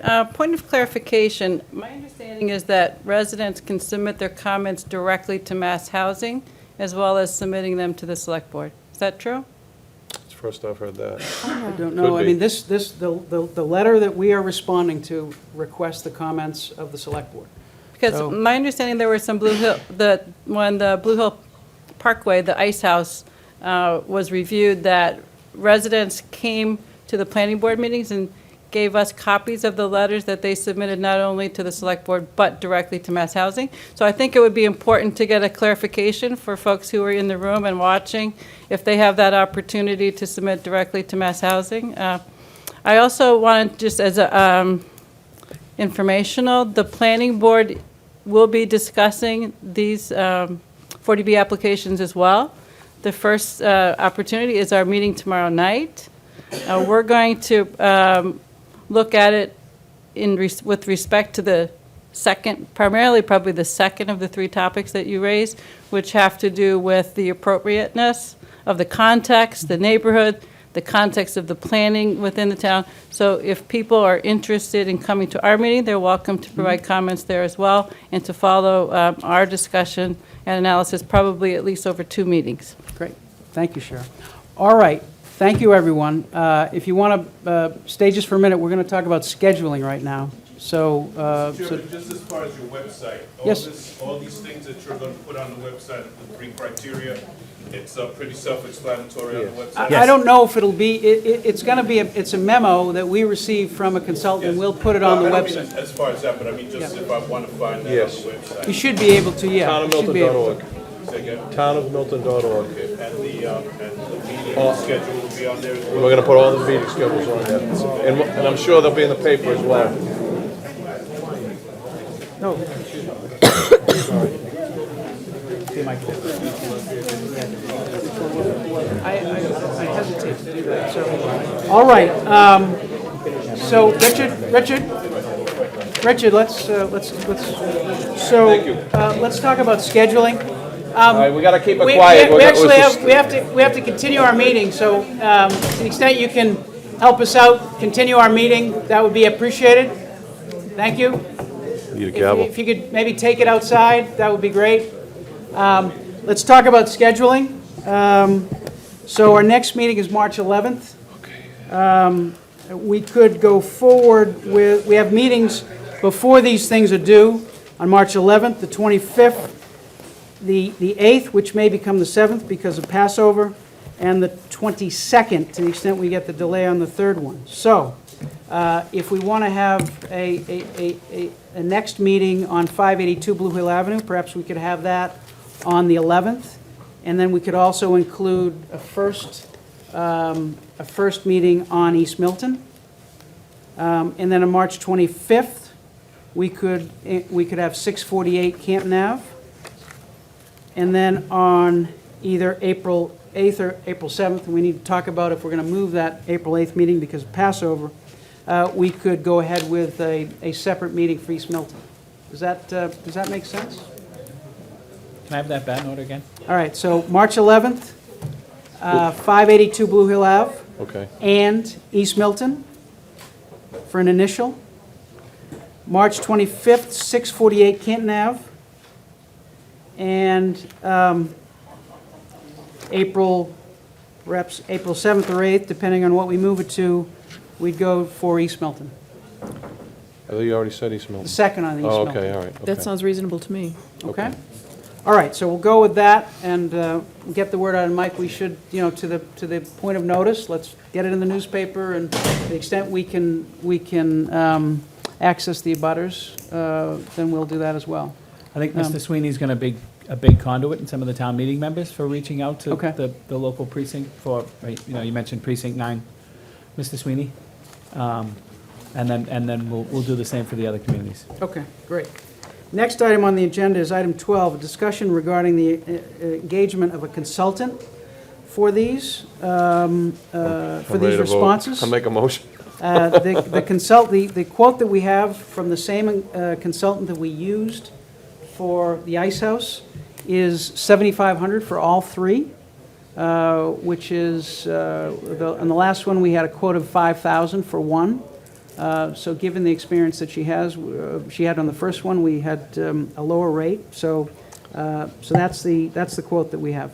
from Judy Barrett, who helped us out with the ice house. I'll make a motion that we approve $7,500 to retain Judy Barrett for the purposes of these three projects that are before us now. Second. Motion's been made and seconded. Any further discussion?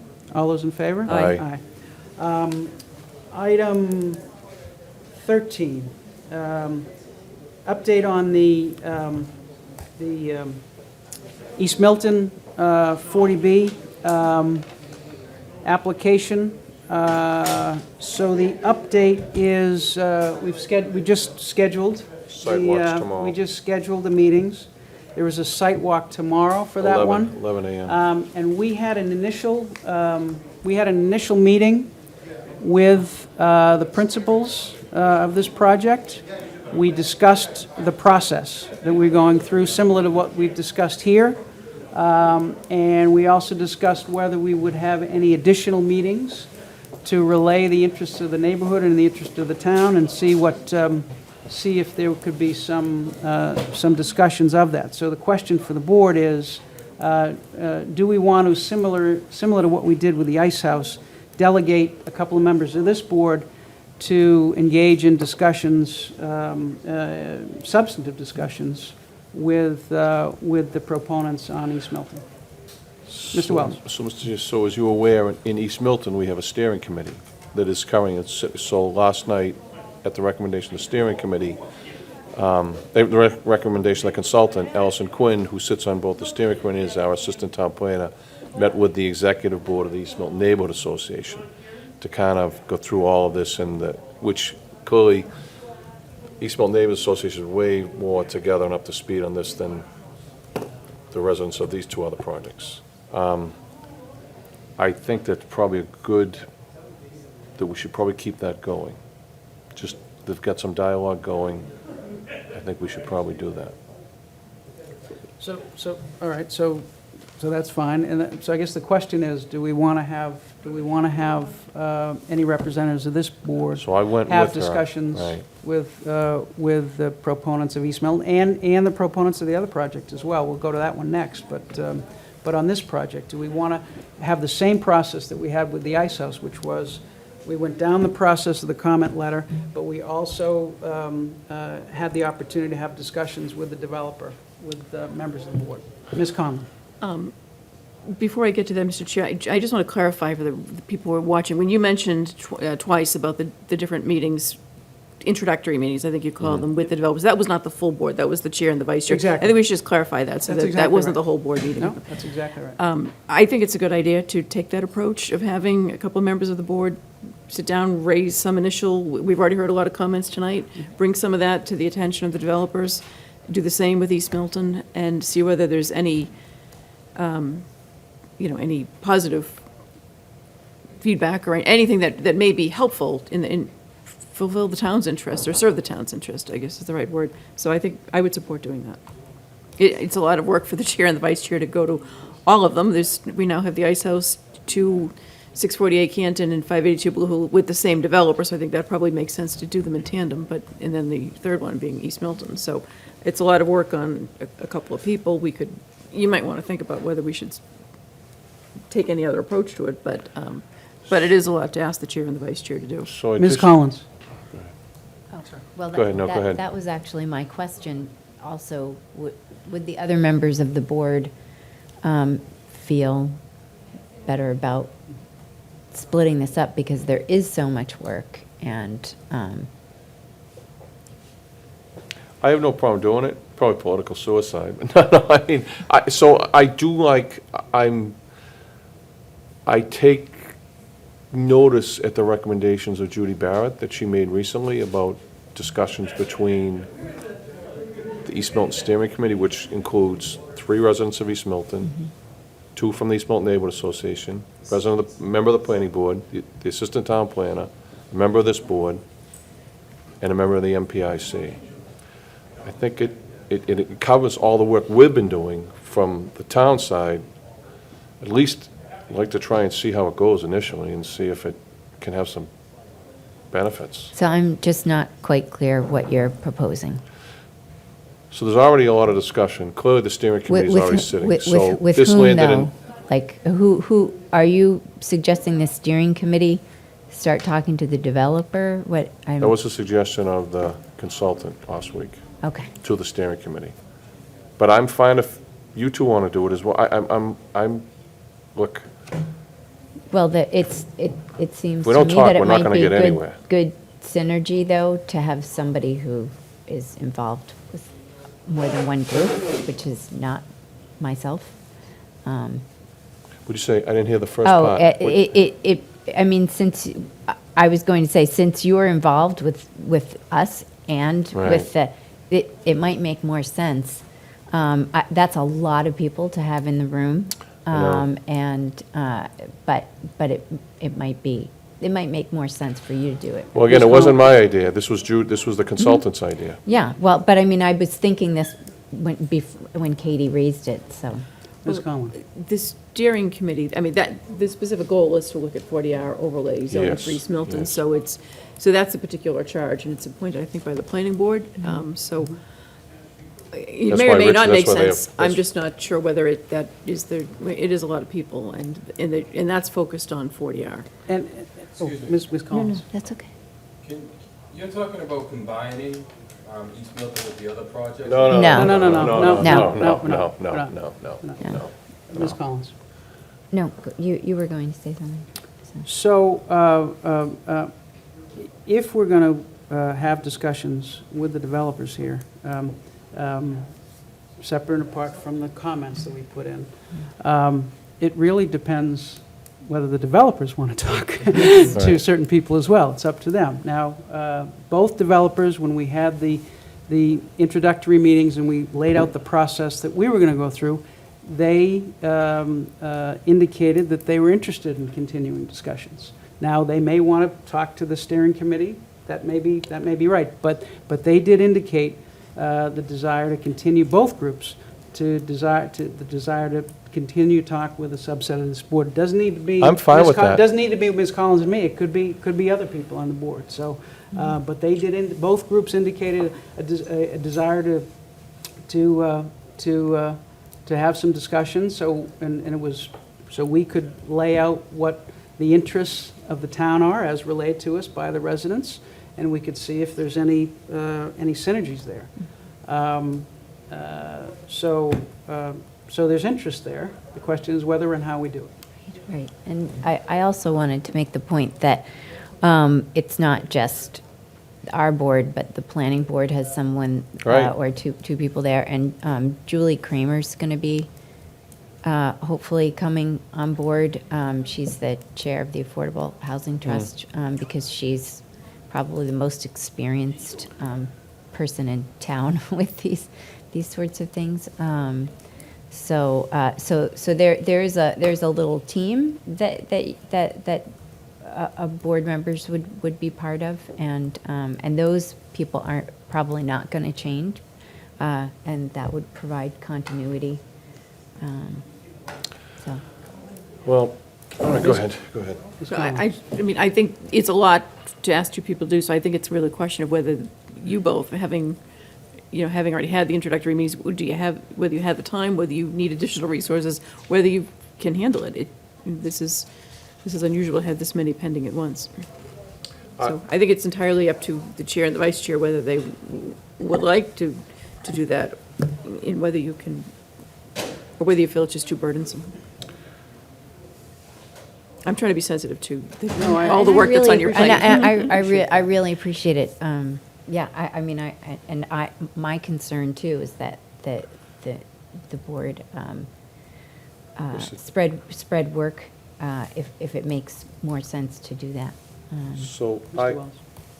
I'm comfortable with doing it.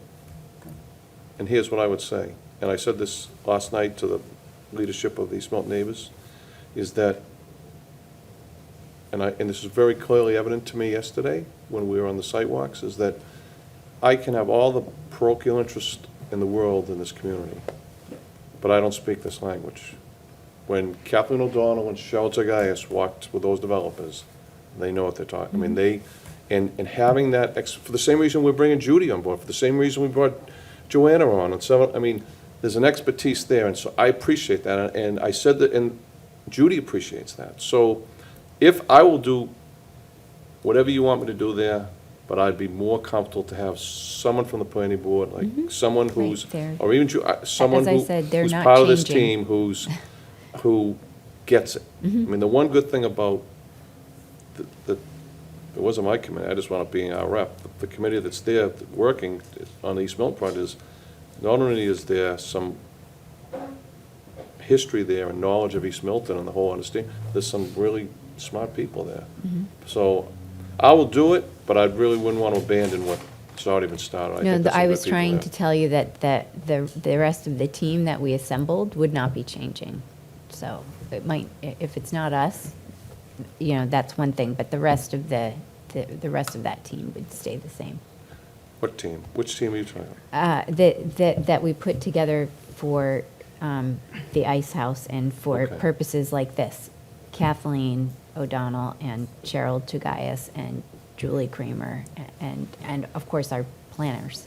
So then what do we do with the steering committee of East Milton? So, Well, why don't we do you're this? working on 40R.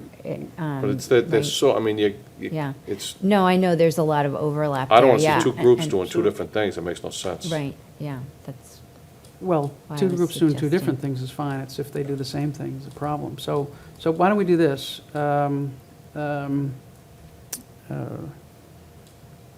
We need to see, you need two parties to have a discussion. Right. So we need to see what the developer's going to be interested in, whether they want to talk to the steering committee, whether they want to talk to a subset of this board. Richard, if you want to do one or both of these, One or both of what? well, there's two groups to meet with. Oh, Right, okay. there's East Milton, and then there's the group for Blue Hill Ave and Canton Ave. So to the extent there are discussions. So the question is, who on the board's going to do it? So, sounds like you're interested in doing it. So do you have a particular one that you're interested in, or both, or?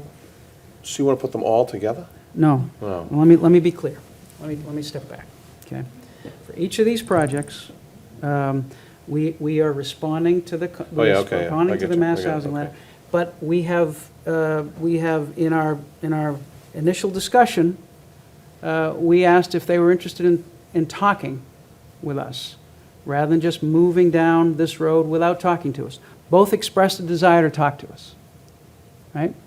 So the question now is, who on this board is delegated, as we did with the Ice House, who on this board is delegated to talk with the East Milton group, and who on this board is delegated to talk to the group that's developing Blue Hill Ave and Canton Ave? Ms. Conlon? So I have a further thought. Why don't we, at this stage, ask the chair and the vice chair, unless it's too time consuming for you, to at least have the next, have I an agree. initial I contact agree with with them. that. I'm If we good have with to that. revisit it, there's probably volunteers who are willing to step up and help, but it is just recognizing it's a lot of work on you, and thank you for all your efforts, because there's a lot of other things pending at the same time, but that might make the most sense. Mr. Wells? So I agree. I was actually, I think for the continuity of what you're doing, I think an initial meeting with all three groups, so we've already done one, is smart. And then I think what I'm going to ask Judy is that she talk to you about what we're doing in East Milton, and I'd take guidance, how we should proceed from there. I don't want to spin our wheels. Yep. I just don't want to do that. Yep, fair enough. Okay. All right. So I think we've done everything we need to do on the 40Bs. Is there anything that I missed? Mike, anything I missed on this? Can we adjourn? No, we had a lot more to do. I know. We had a lot more to do. All right. I didn't bring any high energies for you tonight. There's nothing further to do on these. We'll proceed with the timing that we set out and the schedule we sent out. Item 15, discussion of the appointed treasurer referendum. This has been on the agenda a few times. Town Government Study Committee has requested, before they disbanded, they requested that we put the appointed treasurer referendum back on the ballot for this April. And we've had some discussion of this before, and we are ready to discuss and hopefully have a vote on it this evening. So, comments, questions on the appointed treasurer referendum? Ms. Conlon? Mr. Chair, I'd like to make a suggestion that we defer this to a future year. I've been on the record stating I think it's the right thing to do to put it on the ballot. But in order to do that, we need time for an educational campaign. And I'm afraid that it's at this late date, it's the end of February, the election's at the end of April. There's just not enough time to do an educational campaign to educate the voters. So DOR is recommended, the Town Government Study Committee is recommended. I think it's consistent with the strong town administrator legislation to move in this direction. The only question is when. And I just don't think we have enough time for there to be an educational campaign in 2020. I think this is going to have to wait to a future year. So that's my position on it. Yeah. Other comments, questions? I agree for different reasons, but I'm a no. So So I'm fine with, So can we have a, just to make it clear, why don't we have a motion that this will not be included on the ballot? I'll make a motion that this will not be for- included for the ballot for 2020's annual town meeting. Annual election, I'm sorry, annual election, I'm sorry. It's a long night, my brain's pounding here. Second. Motion's been made and seconded. Any further discussion? No. Just so long as we're clear that it may come back at a future date, we're just not putting it on in 2020. I get that. Obviously, and it can be brought up again at any time. Motion's been made and seconded. Any further discussion? All those in favor? Aye. Item 16, discussion of streaming public meetings. This was a request that we have had from some residents about recording and televising some additional meetings. The town has a contract with MPEG Access, Inc. to record and cover its meetings. The meetings in our contract are all Board of Selectmen meetings, school committee meetings, Conservation Committee meetings, Planning Board meetings, Warrant Committee meetings, annual town meetings, special town meetings, and local elections. The clause also provides, the contract also provides that other meetings shall be covered upon request of the issuing authority dependent on the availability of equipment, facilities, and volunteers. Our intention was to have Mr. Lynch in today to ask about the availability of equipment, facilities, and volunteers, so that might inform whether we request that. Mr. Lynch, unfortunately, apparently took quite ill today, and so we're going to have to defer this item to the next meeting. Okay. He is available on March 11th. Okay, great. All right, so we'll put that on for March 11th. Item 17, MBTA Fair Machines. Mr. Dennehy, do you want to take this? Yeah, so this stemmed, thank you, Mr. Chair, this stemmed from a conversation that we had 2 weeks ago. Myself and Chair Zulus joined Senator Timmelty with MBTA General Manager Steve Povtak, and we thank him for his time and energy. Basically, what the T is trying to do is, and admittedly, they don't do a great job promoting the Charlie card. So what they're trying to do is partner with nonprofit organizations to distribute Charlie cards, to sell them, and make it easier for access, especially to the buses and trolleys that move through Milton. So this is in your packet. Mr. Levy, Dan Levy from the MBTA is the contact person for them. If this board thinks this is something that we should entertain, Milton currently, I just looked it up online, I think the closest place to buy a Charlie card in Milton is in Mattapan and over the river, on all locations, the Shaws and several other locations. There is not a place where a Charlie card can be purchased. And again, the T is trying to improve service and improve ridership. We heard of the Traffic Mitigation Committee that trying to take vehicles off the road and invest in public transportation is a goal. And this, I think, would help do that. With this board's approval, I will reach out to Mr. Levy and see what the next steps are. There was a proposal to put vending machines throughout town. That is no longer an option for Milton. But this is basically just to partner as a community with the MBTA for the sale of Charlie cards. Comments and questions? Ms. Collins? Does the COA still give out cards to seniors? Because my mom came and got a Charlie card years ago here. Yeah, I think that fell off the radar, but no fault of anyone. To my knowledge, no. But this would be the program that would reinvigorate that. Okay. But I can check with Christine Stanton in the morning, Well, but I can check with her. This is one of the locations they talked about. Okay. And obviously, there's a senior discount with the Charlie card, Right. so.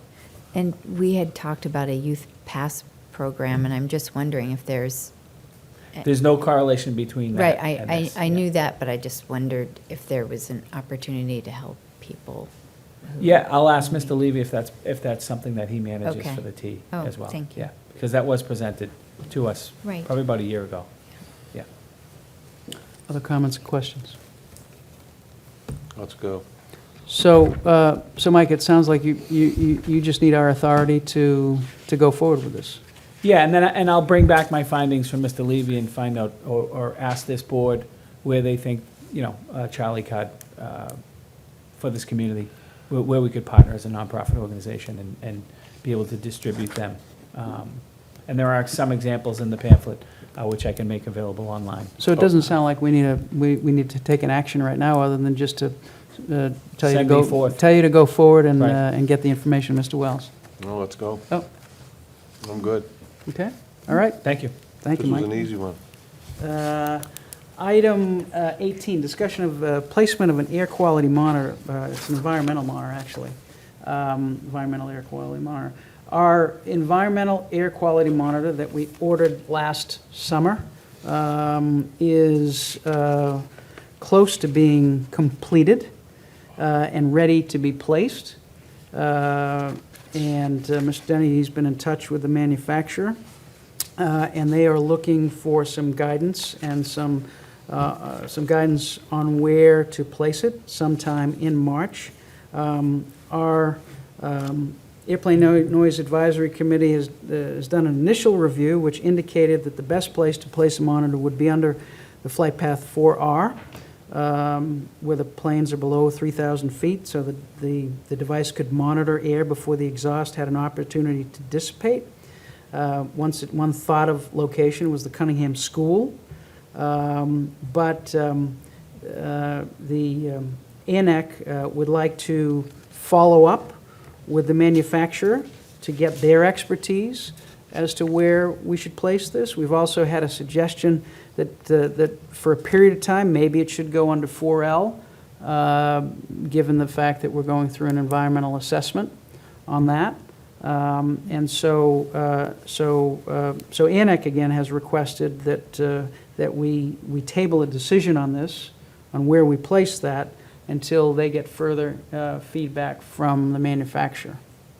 I'm okay with it, but I want to wait too long. We want to have it know by the time it gets here. I don't think we want to Yeah. get it and have it sitting somewhere So, not being used. to that point, and Mr. Zulus has been in touch with Mr. Cross as well, who's the manufacturer.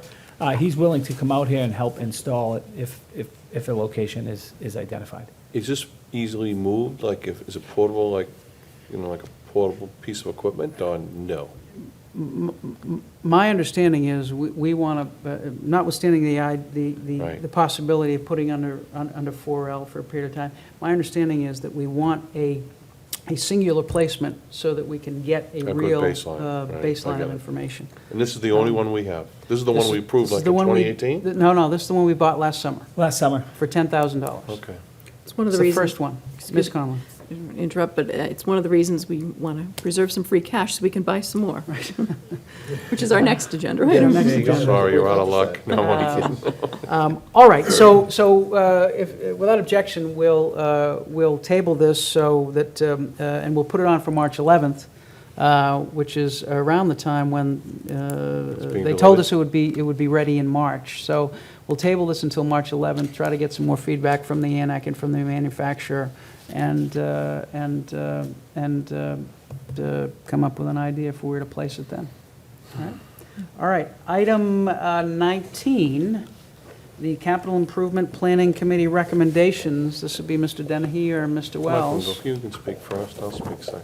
Yeah, town accountant apologizes. Her son is the goaltender on the Milton High School hockey team, and they had a game tonight out in Watertown. Hopefully they succeeded, and more of that to come. But, so the Capital Improvement Planning Committee met this morning. They reconvened. Unfortunately, I had morning drop-off, so I was slightly late and didn't pick up the entire meeting, but I was there for most of the content. It was a very vibrant discussion. I think they really appreciated the fact that this board didn't just rubber stamp their recommendations. There was some conversation about the recommendation going forward as is, and I think that was represented in the 6-3 vote. But they have moved money around and looked, so the previous meeting of this board, $1 million had been allocated to free cash. That has been moved to $800,000, so we're roughly freeing up $200,000 of free cash, giving the total just close to $1 million, just under $1 million of the $1,176,400, which is great. They decided to move $100,000 of traffic signal equipment to bonded. In addition, what was the second one they moved, Mr. Wells? Pope's Pond. The bridge. They were confident that if this bridge project was put off another year, that it may fall by the wayside. So it was not a unanimous, but it was a 6-3 vote this morning. Very lively discussion. I want to thank them for reconvening, and just know that this board of the hard work that they do, and they appreciate. Well, they probably didn't want to meet one more time, but they did. And again, all members were in attendance. Some of them are elected, some of them are volunteers, but one of the most productive committees that I've witnessed in town government. Mr. Wells. I'm ready when you Yeah. you No, yeah, finish. that's So it, I want to start, just a quote from Dr. Craighead, who said this morning that it's the most, it's like the most enjoyable committee she's ever worked on. She really, truly enjoys it. And this was a unique situation, has been for me now, being on it for 2 years, in that I appeared before it for many years, both as a deputy chief and chief when you're making requests, and now I actually sit, and so I have a real grasp of the operations, particularly the departments who make requests and their needs. But today there was a great deal of, April Limero was very strong and very articulate, and John Folcarelli was just so eloquent in his description, in his desire to make sure that Pope's Pond Bridge, and I'm very impressed with all of them, every one of them that comes in. They work so hard on that committee, and I'm pleased to be our representative on it. It's truly something I never thought it'd be at, but I truly appreciate it, and I appreciate them. They were there at 7 a.m. sharp, ready to go, and so to Ms. Collins' point, you've got $200,000 extra in free cash, and we're able to bond this. And then the other thing that we did talk about is, because there are some possibilities of maybe getting some additional funding that could cover the Post Pond Bridge, or part of it, we would remove that from the capital, because we don't bond until, I'm not sure what Amy said we're going to bond, but we could remove it even if it's approved, which would be a good thing. It's one thing we could take off. All right, so we'll separate this in two because of Ms. Conlon's going to be recused. Unless you want to vote the overall number. Are you okay voting? I'll make a no? motion Yeah, I to think vote that's the overall permitted, number. yeah. So I'll make a motion that we're going to approve $2,957,000 bonded, $800,000 non-bonded, and a free cash for a total of $3,957,000 for capital improvement planning projects for 2021. Did I get that right? Did I say I think it's 3757. 3757, yeah. Yeah, Zero, I'm zero, zero. renaming Amy, scribble here. Sorry, Amy. 375, it looked like a 9, 3757. Motion's been made and seconded. Any further discussion?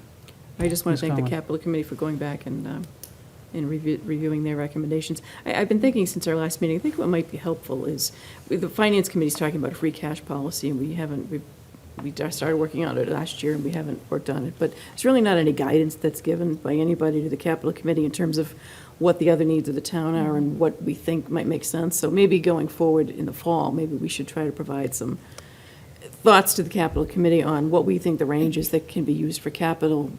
Because again, the issue is that there's a lot of other, the capital committee's focused on capital, but we're focused on the whole picture, and there's a lot of other needs, including affordable housing, and we may actually need some free cash for the operating budget this year. So, so thank you to the capital committee. Any further discussion? All those in favor? Aye. Item 20, approval of the May 2020 town meeting warrant index page. This is a request from the warrant committee that we approve this, only the index page at this time, to name and number the articles. Mr. Chair, I'll make a motion just to get us to approve the capital, oh, no, excuse me, let me get there. I'll make a motion to approve the May 2020 annual election and town meeting warrant index page. You want me to add that, index Yes. page? Yes. Second. Motion's been made and seconded. Any further discussion? All those in favor? Aye. Aye. Item 21, appointment of Select Board Finance Committee. Ms. Conlon's going to be unable to attend one of the meetings coming up with the school committee finance, the finance committee, the school committee, subcommittee, sorry. Oh, you're ready for your power Sorry. energy. I knew it, you don't have one tonight. Sorry, some finance committee related to the school committee. And so the idea is to appoint someone really to sit in for her for one meeting, perhaps two. And that's what's driving this. This appointment would only go through perhaps March 10th. 15th, make it even. March Middle of the 15th. month, This make is it for an you? even number. Yeah. So you I need- cannot This make would the be, Friday meeting. this would be an appointment for me, just to be on the finance committee for the next 2 weeks, to the extent that Katie's unable to make And you a want to do meeting. it? I'm happy to do it. I'll make a motion Happy to to do it. appoint the chair, Mike Zulus, to cover the vacancies of Ms. Conlon through March 15th, just to be on the safe side. How's that, all right? Yep, that's fine. Motion's been made and seconded. All those in favor? Aye. Item 22, reappointment of the Telecommunications Design Review Committee. Do we have names? Yes. I'll move that we reappoint Kurt Frazier, 35 Norman Street, Nicholas Gray, 217 Hinckley Road, and Denise Swenson of 65 Green Street to the Telecommunications Design Review Committee with terms expiring February 28th, 2021. Second. Motion's been made and seconded. Any further discussion? All those in favor? Aye. Item 23, reappointment of the Radio Amateur Communications Emergency System. I believe this is is it Paul Hopkins and Walter Yes. McDermott? So I'll make a motion to reappoint Walter McDermott and Paul Hopkins to the RACES Radio Amateur Communications Emergency System for the town of Milton. I didn't have their address. I know the streets, but I don't know the Through numbers. February 28th. Through February 2021. 28, 2021. Second. Motion's been made and seconded. Any further discussion? All those in favor? Aye. Item I'm 24. going to recuse myself only because of that. Item 24, renewal of the Class 2 dealer's license, RBM Motors Masters, for RBM Motor Masters, DBA Milton Auto Repair of 944 Canton Avenue. So this is a question of renewing the Class 2 dealer's license for this auto repair shop. The information that we have is that the police chief and the fire chief have reported no issues over the last year, and they support the renewal of the Class 2 dealer's license for Milton Auto Repair. We've all had the application packet. It seems to be complete. It seems to contain all the documents required by town council, and it includes a good standing certificate as well from the Department of Revenue. Mike, this is the gentleman that came before us like about a year ago, Franny's Corner. Gas, right? Correct. Was it a Yeah. year Yeah. ago? Rob, Was it yeah. that long? Yeah, he was And he had- probably he had halfway Ned- through last He year. had Ned with him, right? Yes, Correct. yes, that's Yeah. right. Okay, okay. Milton Auto Repair Yeah. Milton Auto Repair. on He's Canton Avenue. he's good. He's good. So, I make a motion to renew the Class 2 dealer's license for R&B Motor Masters doing business as Milton Auto Repair at 944 Canton Ave through December 31st, 2020. Second. Motion's been made and seconded. Any further discussion? All those in favor? Aye. Item 25, Richard, we're on to item 25. Acceptance of grants to the Milton Substance Abuse Prevention Coalition. I move to accept a $12,500 donation from Beth Israel Deaconess Hospital Milton and a $1,000 donation from the First Congregational Church of Milton to the Milton Substance Abuse Prevention Coalition. Second. Motion's been made and seconded. Any further discussion? Thank you to Beth Israel for a very sizable and welcome donation, and thank you to the First Congregational Church, which helps us out not only in the youth center, but in these further efforts for substance abuse prevention. All those in favor? Aye. Item 26, discussion of the Select Board goals and objectives. I will. Motion to defer? I will accept a motion to defer Motion to this defer, at this you got it. hour, if You- it's the will of I the saw board. it coming. Yep, no, that's fine. All right, we'll defer this until the next meeting. Item 27, approval of meeting minutes. We have January 27th, January 2 for January 27th, February 12th, and February 19th. These have been amended. I'll move that we approve the meeting minutes of January 27th, 2020, both morning and evening sessions, February 12th, 2020, and February 19th, 2020. Second. Motion's been made and seconded. Any further discussion? All those in favor? Aye. Item 28, future meeting dates. We will continue on our schedule, or we plan to continue on our schedule of the second and fourth Wednesdays of the month. We do have, on April 8th is Passover, and so we may want to consider an alternative date to April 7th. Perhaps we move it to the Tuesday, perhaps we move it to the Thursday, perhaps we move it to the next Wednesday. Thursdays are tough for me. I can do any Wednesdays and any Tuesdays. Tuesday the 7th?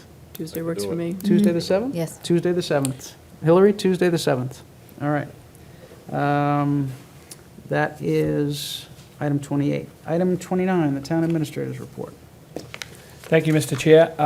Very small report tonight. I just want to report and continue to advocate that early voting is taking place at Town Hall. Tomorrow, Thursday, February 27th, there will be extended hours, so from 8 a.m. to 8 p.m. All registered voters can stop by Carol Blute Conference Room in the cellar of Town Hall to cast their vote for the presidential primary. Additionally, Friday, February 28th, early voting will take place for a fifth and final day from 8 a.m. to 1:30 p.m.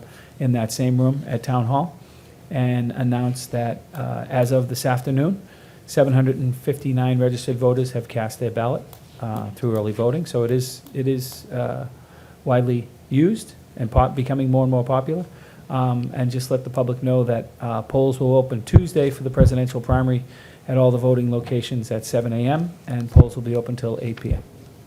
And I want to thank the clerk and her staff and all the people volunteering and helping out. A lot of friendly faces in the Carol Blute conference room this week, so please exercise your democratic right. Thank you, Mike. Item 20. Just one quick question. Mr. Wells. Is there any update on the fire station building committee, the remediation at Engine 4? You want to just touch on that remediation that is going to be done at Engine 4? Yeah, I don't have all the All right, okay, details yet, okay. but one of the test borings out at Atherton Street found some soil that needed to be remediated. Dan Clark has reached out with an email. I don't have the dollar figures in front of me, but they're going to look, and it's a Within timely their budget, remediation right. that needs to take place, so it's probably going to be an agenda item for next meeting. I don't know if... We have until Memorial Day. The clock's ticking, so we need to get it done by May. Right. So it's probably something we should talk about on March 11th. Thank you. Great. Report of the chair. First, coronavirus. Our health department, led by Carolyn Kinsella, is following up on what we should be doing for coronavirus, and I'm sure they will be putting out statements soon about what steps that the residents may want to be taking with respect to that. But Caroline is on top of it. She's working the issue, and we'll expect to see some guidance from her and from the Board of Health going forward. Additionally, Mr. Chair, so as a part of the extension of the Fallon contract, Transformative Healthcare, we have monthly meetings. So tomorrow is our system performance meeting. So it's representatives from Fallon, Transformative Healthcare, Fire Chief, Police Chief, and myself. And they will go over, they have gone over how they're handling the coronavirus. Kevin Mont, who's their operations manager, was on Channel 7 not too long ago when the first case was reported and how they're handling it. And he'll be giving us an update as well as to how our public safety officials in town, what they've been briefed on. if you've been in the hospital, it's clearly present, there's signs everywhere at BI Milton. I mean, everywhere you go, there's, do this, do that, mask, hand washing, it's pretty clear. If you've been to, they want you to divulge any place, if you've traveled, there's very proactive in this, and rightfully so. Two items that we weren't able to reasonably anticipate when we developed the agenda. So I'm going to recuse What- myself what- from one. Yeah, we're going to do you the do first that one that first? you don't have to. Okay. The first one is a liquor license for St. Agatha's, and this didn't get on the agenda last time. They are doing a trivia night on February 28th, which is Friday night. And so this was not on the agenda earlier, it was inadvertently not included. Question is, if the board, if it's the will of the board to move forward on this. So first, I'll take a motion to move forward on this item that was I'll not make a motion to included. move forward on that, on the liquor license was not included on the regular agenda. Motion's been made. Second. Second, all those in favor? Aye. All right, Now do we have a recuse motion on the myself. liquor license? I'll move that we approve a one-day liquor license for St. Agatha's School on February 28th, 2020 for trivia night. Second. Motion's been made and seconded, all those in favor? Aye. The second item has to do with the use of the Milton Arts Center for a political fundraiser. Again, this is something that was not on the agenda because we weren't aware of it, but the event is this Sunday, and it is an event, political event for Mr. Wells. And so the question is, what needs to be done in order to use the Milton Arts Center, which is a building that is under the authority, if you will, of the Select Board. It's a town-owned building under the authority of the Select Board. Legal counsel tells us that there is no prohibition against using the property for a political fundraising function, because at this time, it is not property that is being used for a municipal purpose. However, we are advised by legal counsel that this political fundraising function is subject to the following limitations. Number one, that there be prior approval by the Milton Select Board. Number two, that no Town of Milton equipment may be used for planning, advertising, or conducting the fundraiser. Equipment includes without limitation vehicles, telephones, computers, copy machines, printers, paper, and stationery. The fundraiser could rent equipment such as vehicles, tables, and chairs for use regarding the fundraising function. Number three, the rent charged to the fundraising entity should be on the same basis as any other rental of the property. Number four, other political fundraising entities should have an equal opportunity to rent the property for political fundraising functions. And finally, number five, nothing should be done, in writing or verbally, by or on behalf of the organizers of the fundraising function which represents that the Town of Milton or the Select Board is endorsing any candidate or political question. The event in question is this Sunday. So the question is whether we take up this item that was not on the agenda because we weren't aware of it, and then the question is whether we approve it. Comments, questions from the board? I have no problem with No, it. I think you should move forward with it. Yeah. since All right. It's time sensitive. So can we have a motion to take up the item that was not included on the agenda? I move to approve use of the Milton Arts Center. Actually, let's first take first Tony have a motion to take up this item that was not included on the agenda. I move to take up this item that was not on the agenda for discussion. Second. Motion's been made and seconded. All those in favor? Aye. Aye. And I now, move to approve use of the Milton Arts Center for a political fundraiser this Sunday, March 1st, 2020. and that's, I think the use is for, was it Wells for Selectmen or Wells for Select Board or? I'm not sure how it was written. but- Okay. All right, well, it has to do with Richard Wells. Ms. Collins? So, prior approval has to be obtained for any political fundraiser? At the there? Milton Arts Center, At the that's right. Milton Arts Center, That's okay. right. So we need to make sure that they know that, because I know there's been some confusion, and they'll be happy to have a clear path to host these. We actually, they actually have this document. Oh, But okay. we can remind them of it. Yeah, But they this do issue have was this raised document. in October of last year. actually, October of 18, it came up. Right, but I actually had inquired there, and there was still confusion. I'll follow up Yeah, with John so Clifford, yeah. that would be great. Okay, motion's been made. I believe it's been seconded. It's been seconded? Did Milton second it? It's been seconded. Thank you. Any further discussion? All those in favor? Aye. Aye. All right, Richard. Extra income. Item 31, members' reports. Ms. Collins.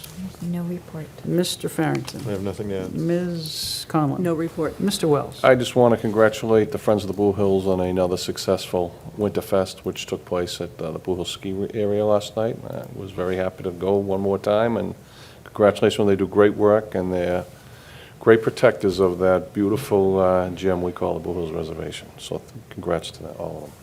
Who won? Who do you think won? Fours. The best? No. The best cook in Milton, Stephanie McFadden. Oh, very good. Yes, she did. McFadden. Yes, she did.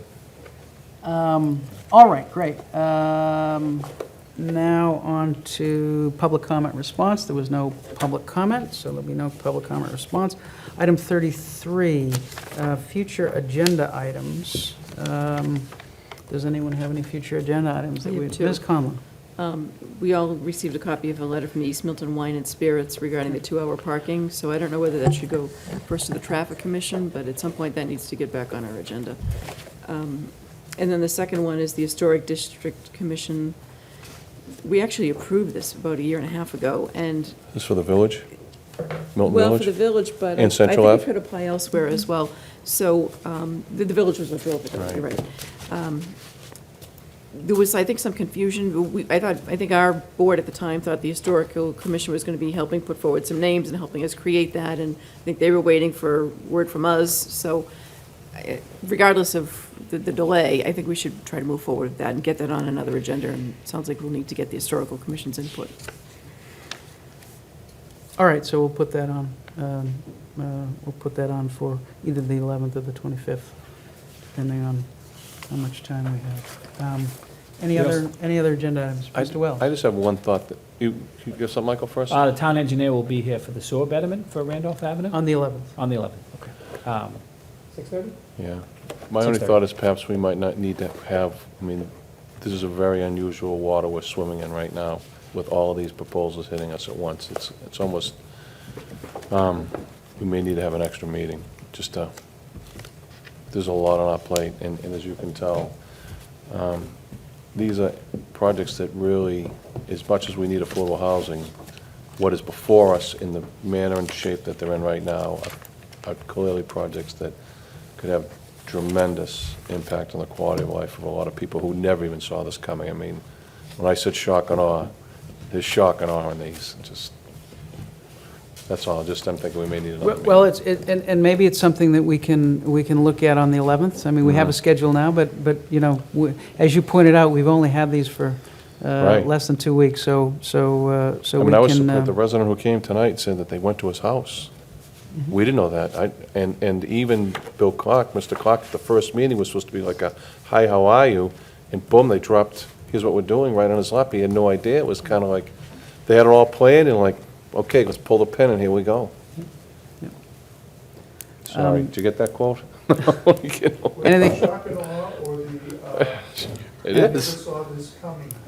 Yeah, both. Anything else? Just Mr. let Denny. people know that the traffic mitigation report, the draft report, will be on the website until Friday. We're still receiving comments, just received a comment from Ms. Jacobs through email, but the comments can come in. We're taking that down from the website Friday afternoon. One aspect, you brought up just the last thing, and I thought of this, we talked about this last night, is that I think we really need to start thinking about mitigation too, like what we could get for mitigate, what we should be looking at in each of them in our discussions. It's important, because you don't want to let things slip through and lose it, and then it's too late, you don't get it. That's all. I'm done talking. Thank you all. So, one thing that we'll want to include we were going to try to include it on this one, but maybe at the next meeting. There's a proposal for a budget and financial advisory committee. that we'll probably be referring to the Finance Subcommittee for review, but we might want to just have an initial vet by this board. And this would be a committee to look into, to assist and to try to vet a 3-year financial plan. And so that should be on. We have a consultant? No, this I'm is, only we're kidding, I'm looking only for kidding. volunteers. We're looking Yeah, I for get some it. great Milton volunteers. All right, All right. okay. Community happenings? Anything further? Seeing none, I'll entertain a motion to Motion adjourn. adjourn. Motion's been made and seconded. All those in favor? Aye. All right, thank you. We are adjourned you. until March 11th, 2020. Thank you very much.